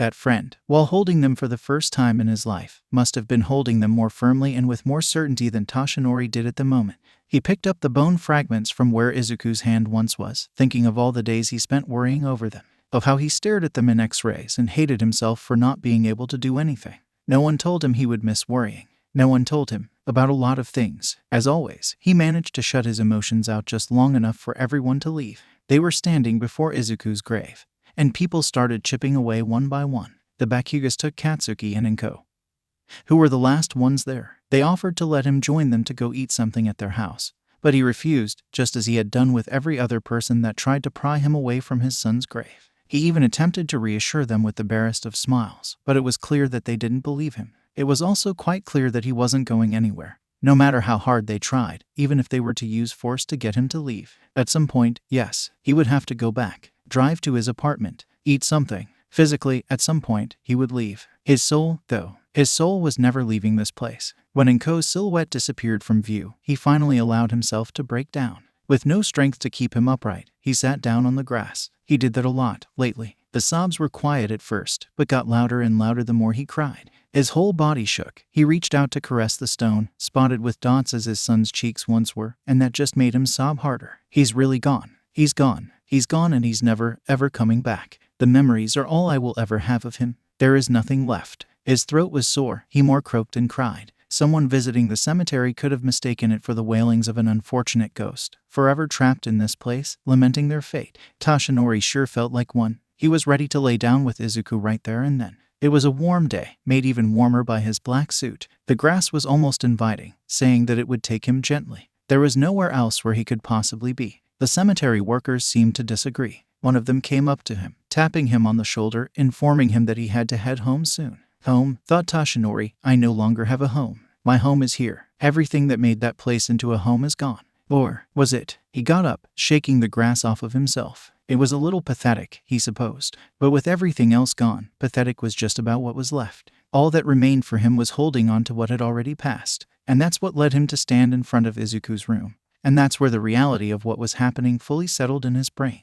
Ever since June the 10th, he was deathly afraid of going there. Why, he couldn't exactly say. Maybe it was because once he did, there really would be nothing left. It would truly be nothing but shadows and ghosts. He would come in and find it empty. And maybe that would be the final straw. Keeping it closed was keeping up pretenses that someone was waiting on the other side. Maybe it was because opening this door would be akin to killing him a second time. Suddenly, Toshinori remembered that Izuku had an apartment of his own, too. An apartment that he and Katsuki promised 𝗏𝗏 they would clean up, sooner or later. Later. That was going to come later. Now, Toshinori pushed the door open. Izuku's room looked as it always did, deceptively so. Yellow walls, all might merchandise, rumpled sheets on a bed that was made in a hurry. Izuku certainly wasn't tidy, but didn't live in a pigsty, either. The room felt and looked lived in the most heartbreaking way. It was as though whoever lived here would be back any moment to irately pick up the clothes and lay down for a minute, waiting for dinner to be made, or to take a short nap while he could, to catch a breather before danger sense alerted him of another emergency, forcing him to quickly change and leave his proud but worrying father behind.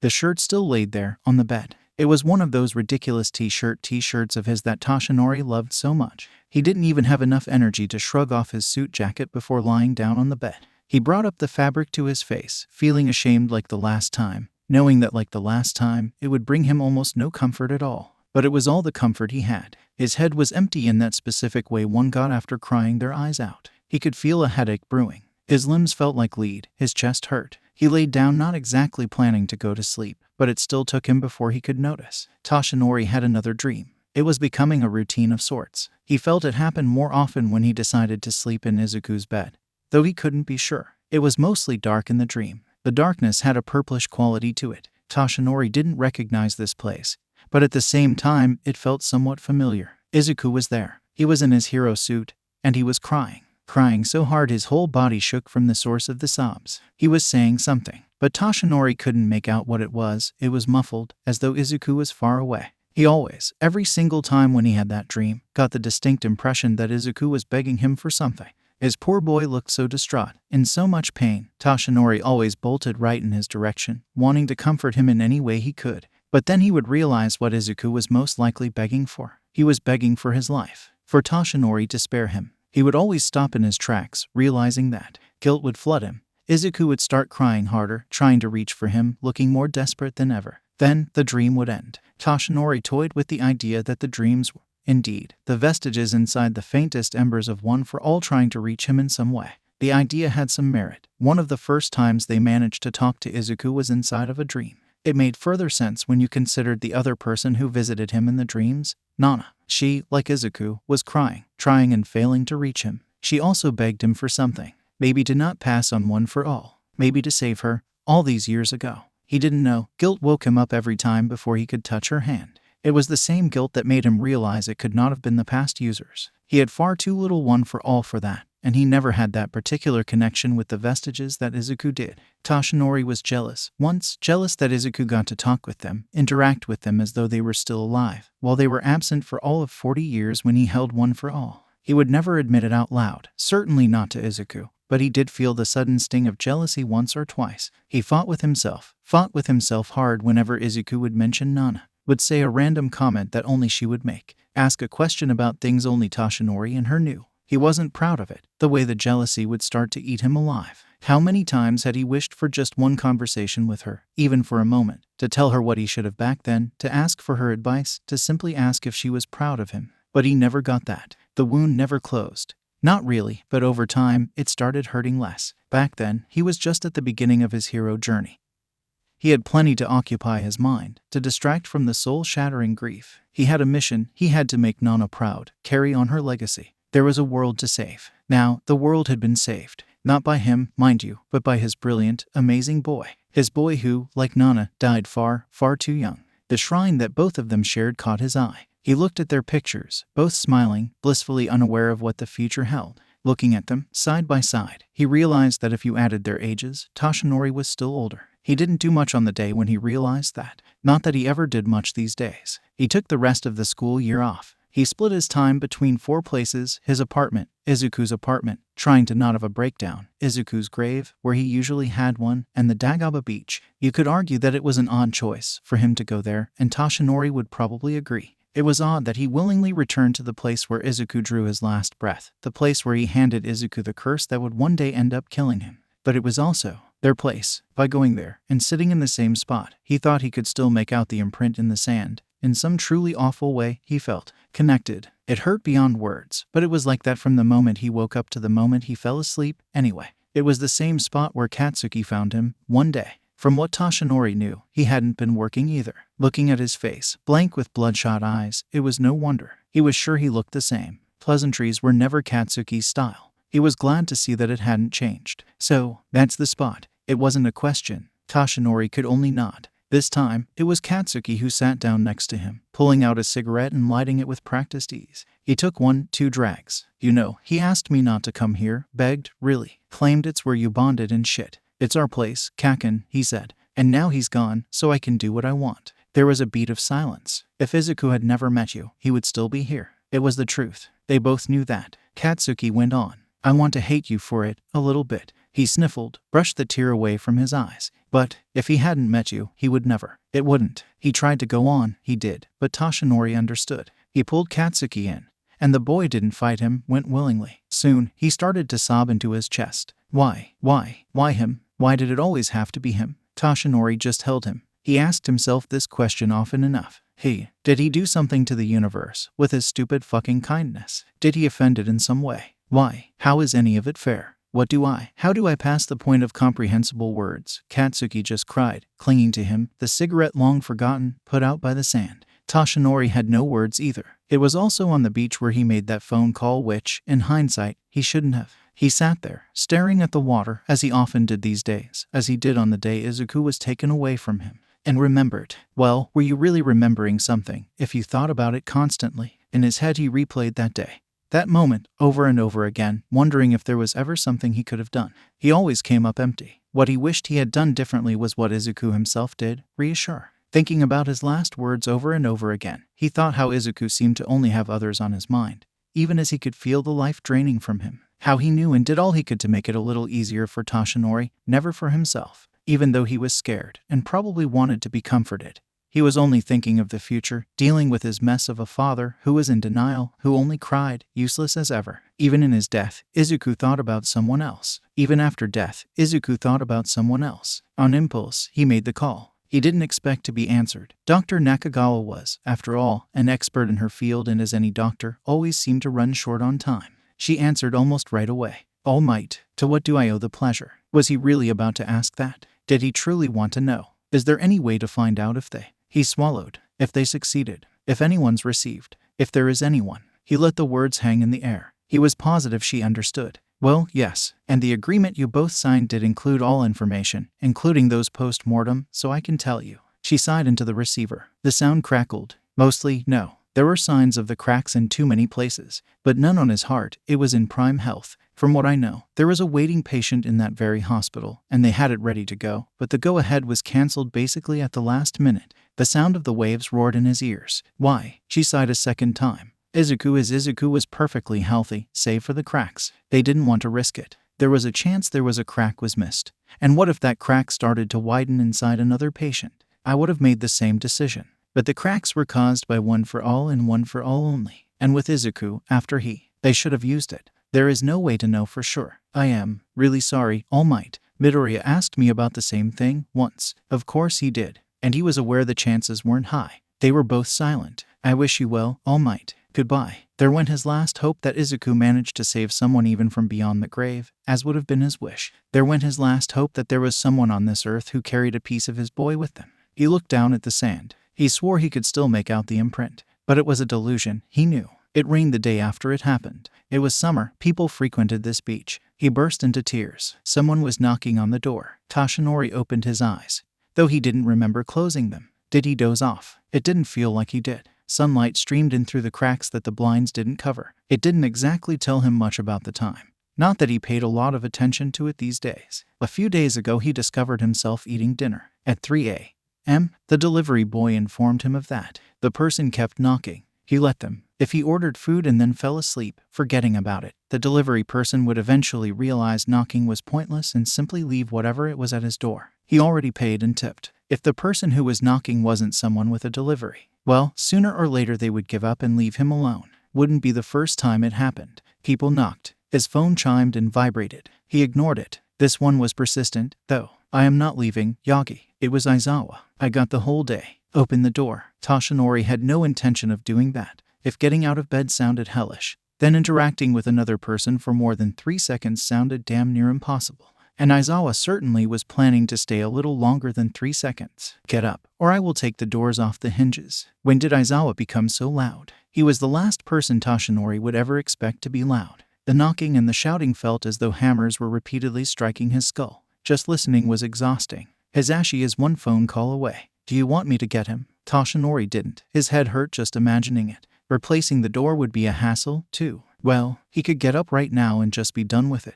With what felt like inhuman strength, he sat up, swinging his legs over the edge of the bed. The motion was enough to leave him feeling dizzy.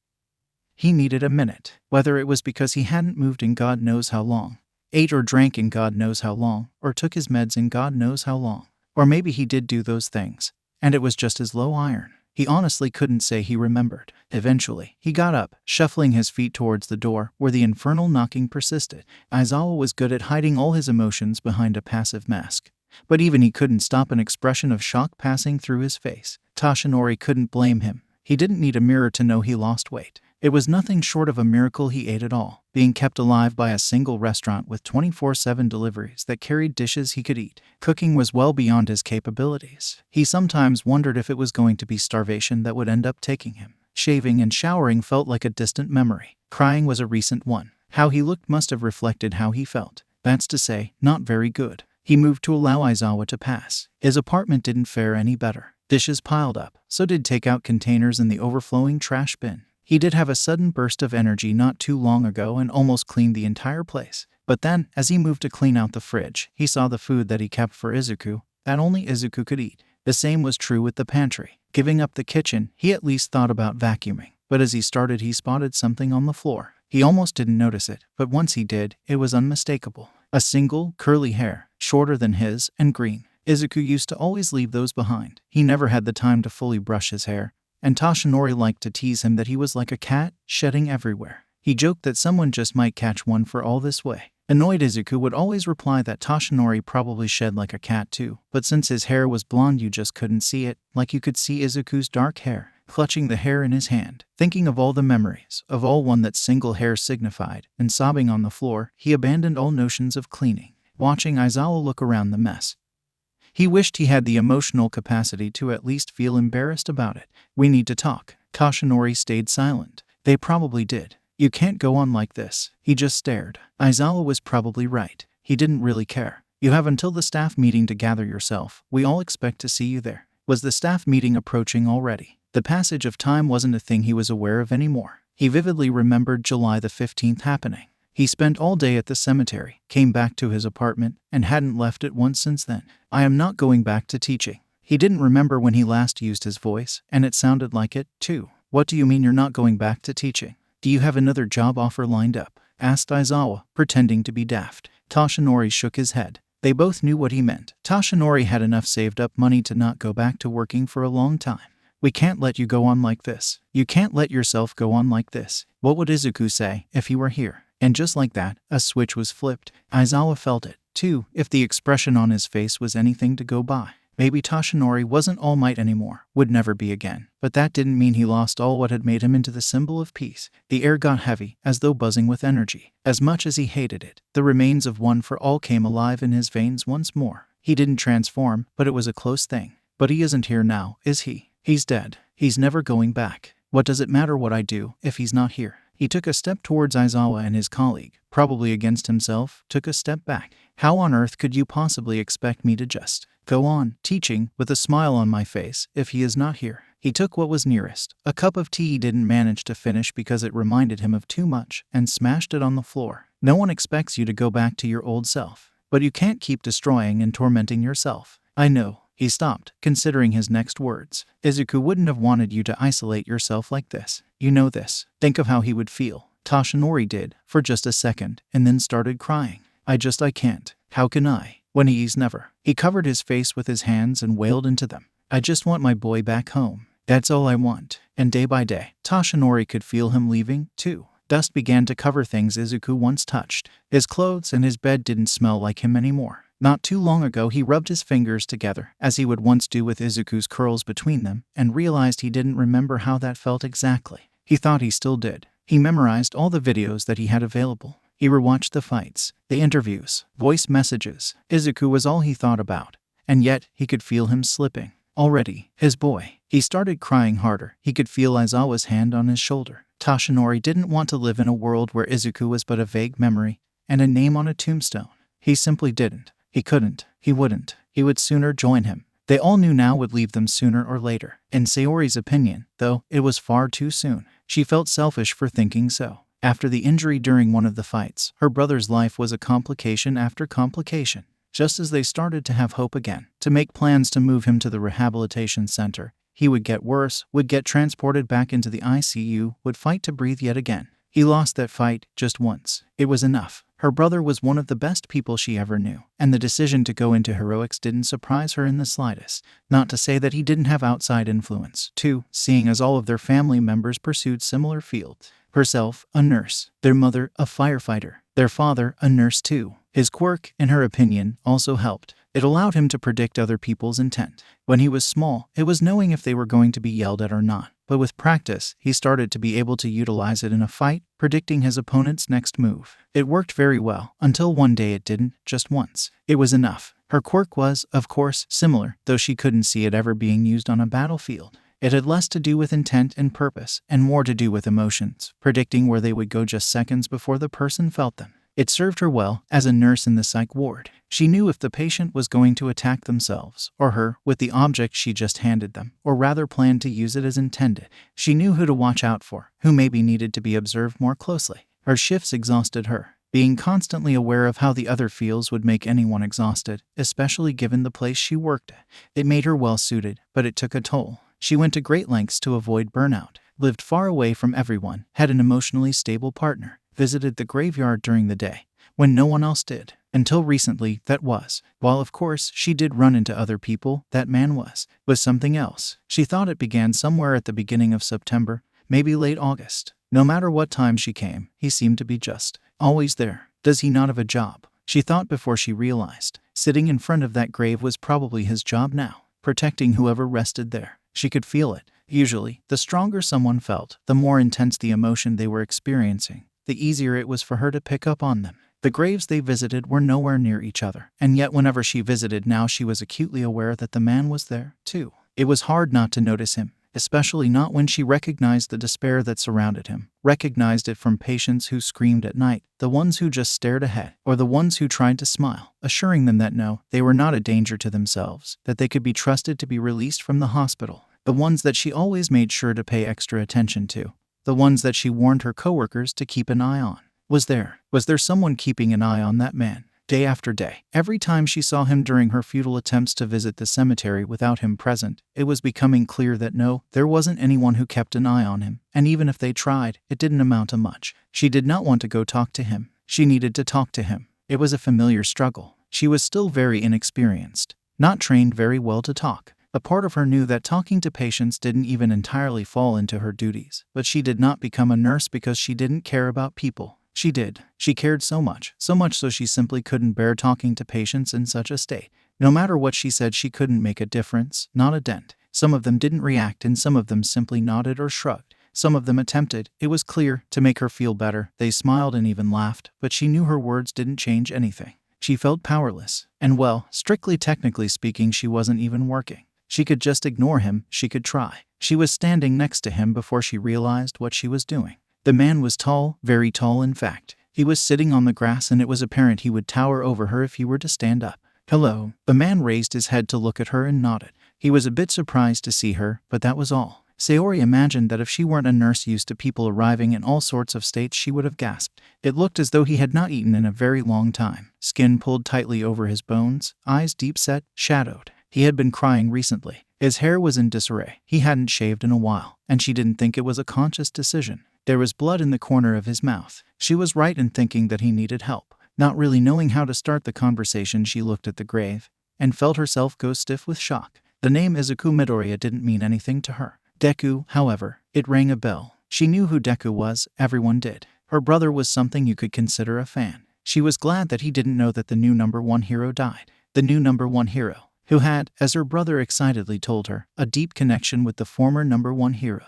No wonder he looked so familiar. That man, that deeply depressed man who looked like he was not a visitor, but an inhabitant of the cemetery. That was All Might. She recalled now talking about the rumors of their supposed familial connection. He showed her pictures, and she thought the way they were looking at each other was the sweetest thing. She could picture it, them being father and son. Guess she was right. All Might, sir. She felt at loss. Of course she did. Coming up to talk to him was a stupid idea. I think that in this case, you're the one that needs help. I have a quirk that allows me to, well, know when someone does. I don't know what option you would like to choose, but a quirk that allows you to know when someone needs help. Izuku had a similar quirk. How does your work? He would have loved to know. Oh God, she could feel the inexperience choke her. He was crying already, and she was about to. Well, no, it allows me to predict emotions of other people and sir. yours are not going in a good direction. She sat down on the grass and hesitantly touched his shoulder. He was desperate for human contact. She spoke more softly this time. Sir, your son was an amazing hero. He reacted well. Good, she was going somewhere. And no one is going to forget that, ever. Especially not if you let people know that Deku, your Izuku, was once here. It felt a lot like balancing on the edge of a knife. If this man was capable of selling his guilt, he could become a billionaire overnight.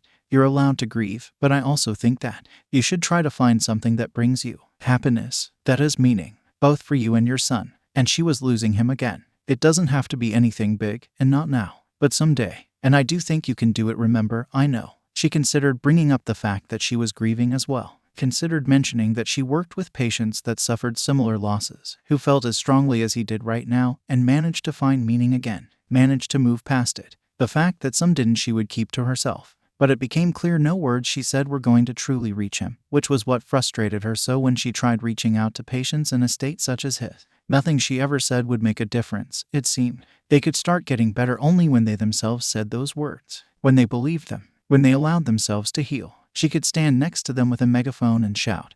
But it would be to no avail if those words didn't come out of them first. Sayori sat some more with the symbol of peace in front of the symbol of hope's grave, this time in silence. To honor both of them, she got up, bowed and left, hoping that the day All Might forgave himself came sooner than later. That girl had a good heart, he could tell. Suffered a great loss, too. Toshinori wished her all the best. It was somewhat uplifting to be reminded that there were still good people out there. People who would go out of their way to try to help an old man like himself, expecting nothing in return. It was a good thing to be reminded of the goodness still existing, still remaining somewhere out there, because remembering it himself was not something that came easy. How could it? When someone he had considered goodness itself personified left so quickly and so unfairly, seemingly taking all that was good with him, leaving his world empty, dark, and gray, where light previously filled it. The girl spoke of finding meaning. How did you find it if your world no longer had it? Never would again. He was not sure how her quirk worked, though he was sure if Izuku were her he would be able to come up with a few theories already, and he would probably surprise her by hitting the mark exactly with one of them. He would probably ask a few more questions, whipping out his notebook seemingly out of nowhere, and get into the details. He would be able to tell her something about her quirk that she had never considered before, and she would thank him, a little bit overwhelmed, but beaming, eager to try out new concepts. He had seen this exact situation play out more than once. If Izuku were here, he would not only explain the quirk's potential uses, what made it great, but also what its weaknesses were. That girl said she knew that he was capable of finding meaning again. But prophetic quirks were always quite fickle, and did hers work in such a manner anyway? How did she know? He had no idea. Even with all his smarts, he was no Izuku. Maybe the girl lied to make him feel better. That was one of the more believable explanations he came up with. Maybe it was her youthful hope clouding her judgment, because he simply couldn't envision himself finding happiness and meaning ever again. It was as though those words were erased from his dictionary. Looking at the stunning sunset, he asked himself just that. Was there meaning? He remembered dozens upon dozens unread messages on his phone. Was there meaning? He thought of Katsuki, who had been slowly going back to full-time hero work. Was there meaning? His mind flashed to his students, who went back to school, studying to become heroes without him. Was there meaning? He looked at Izuku's grave, illuminated by the golden sun rays. Was there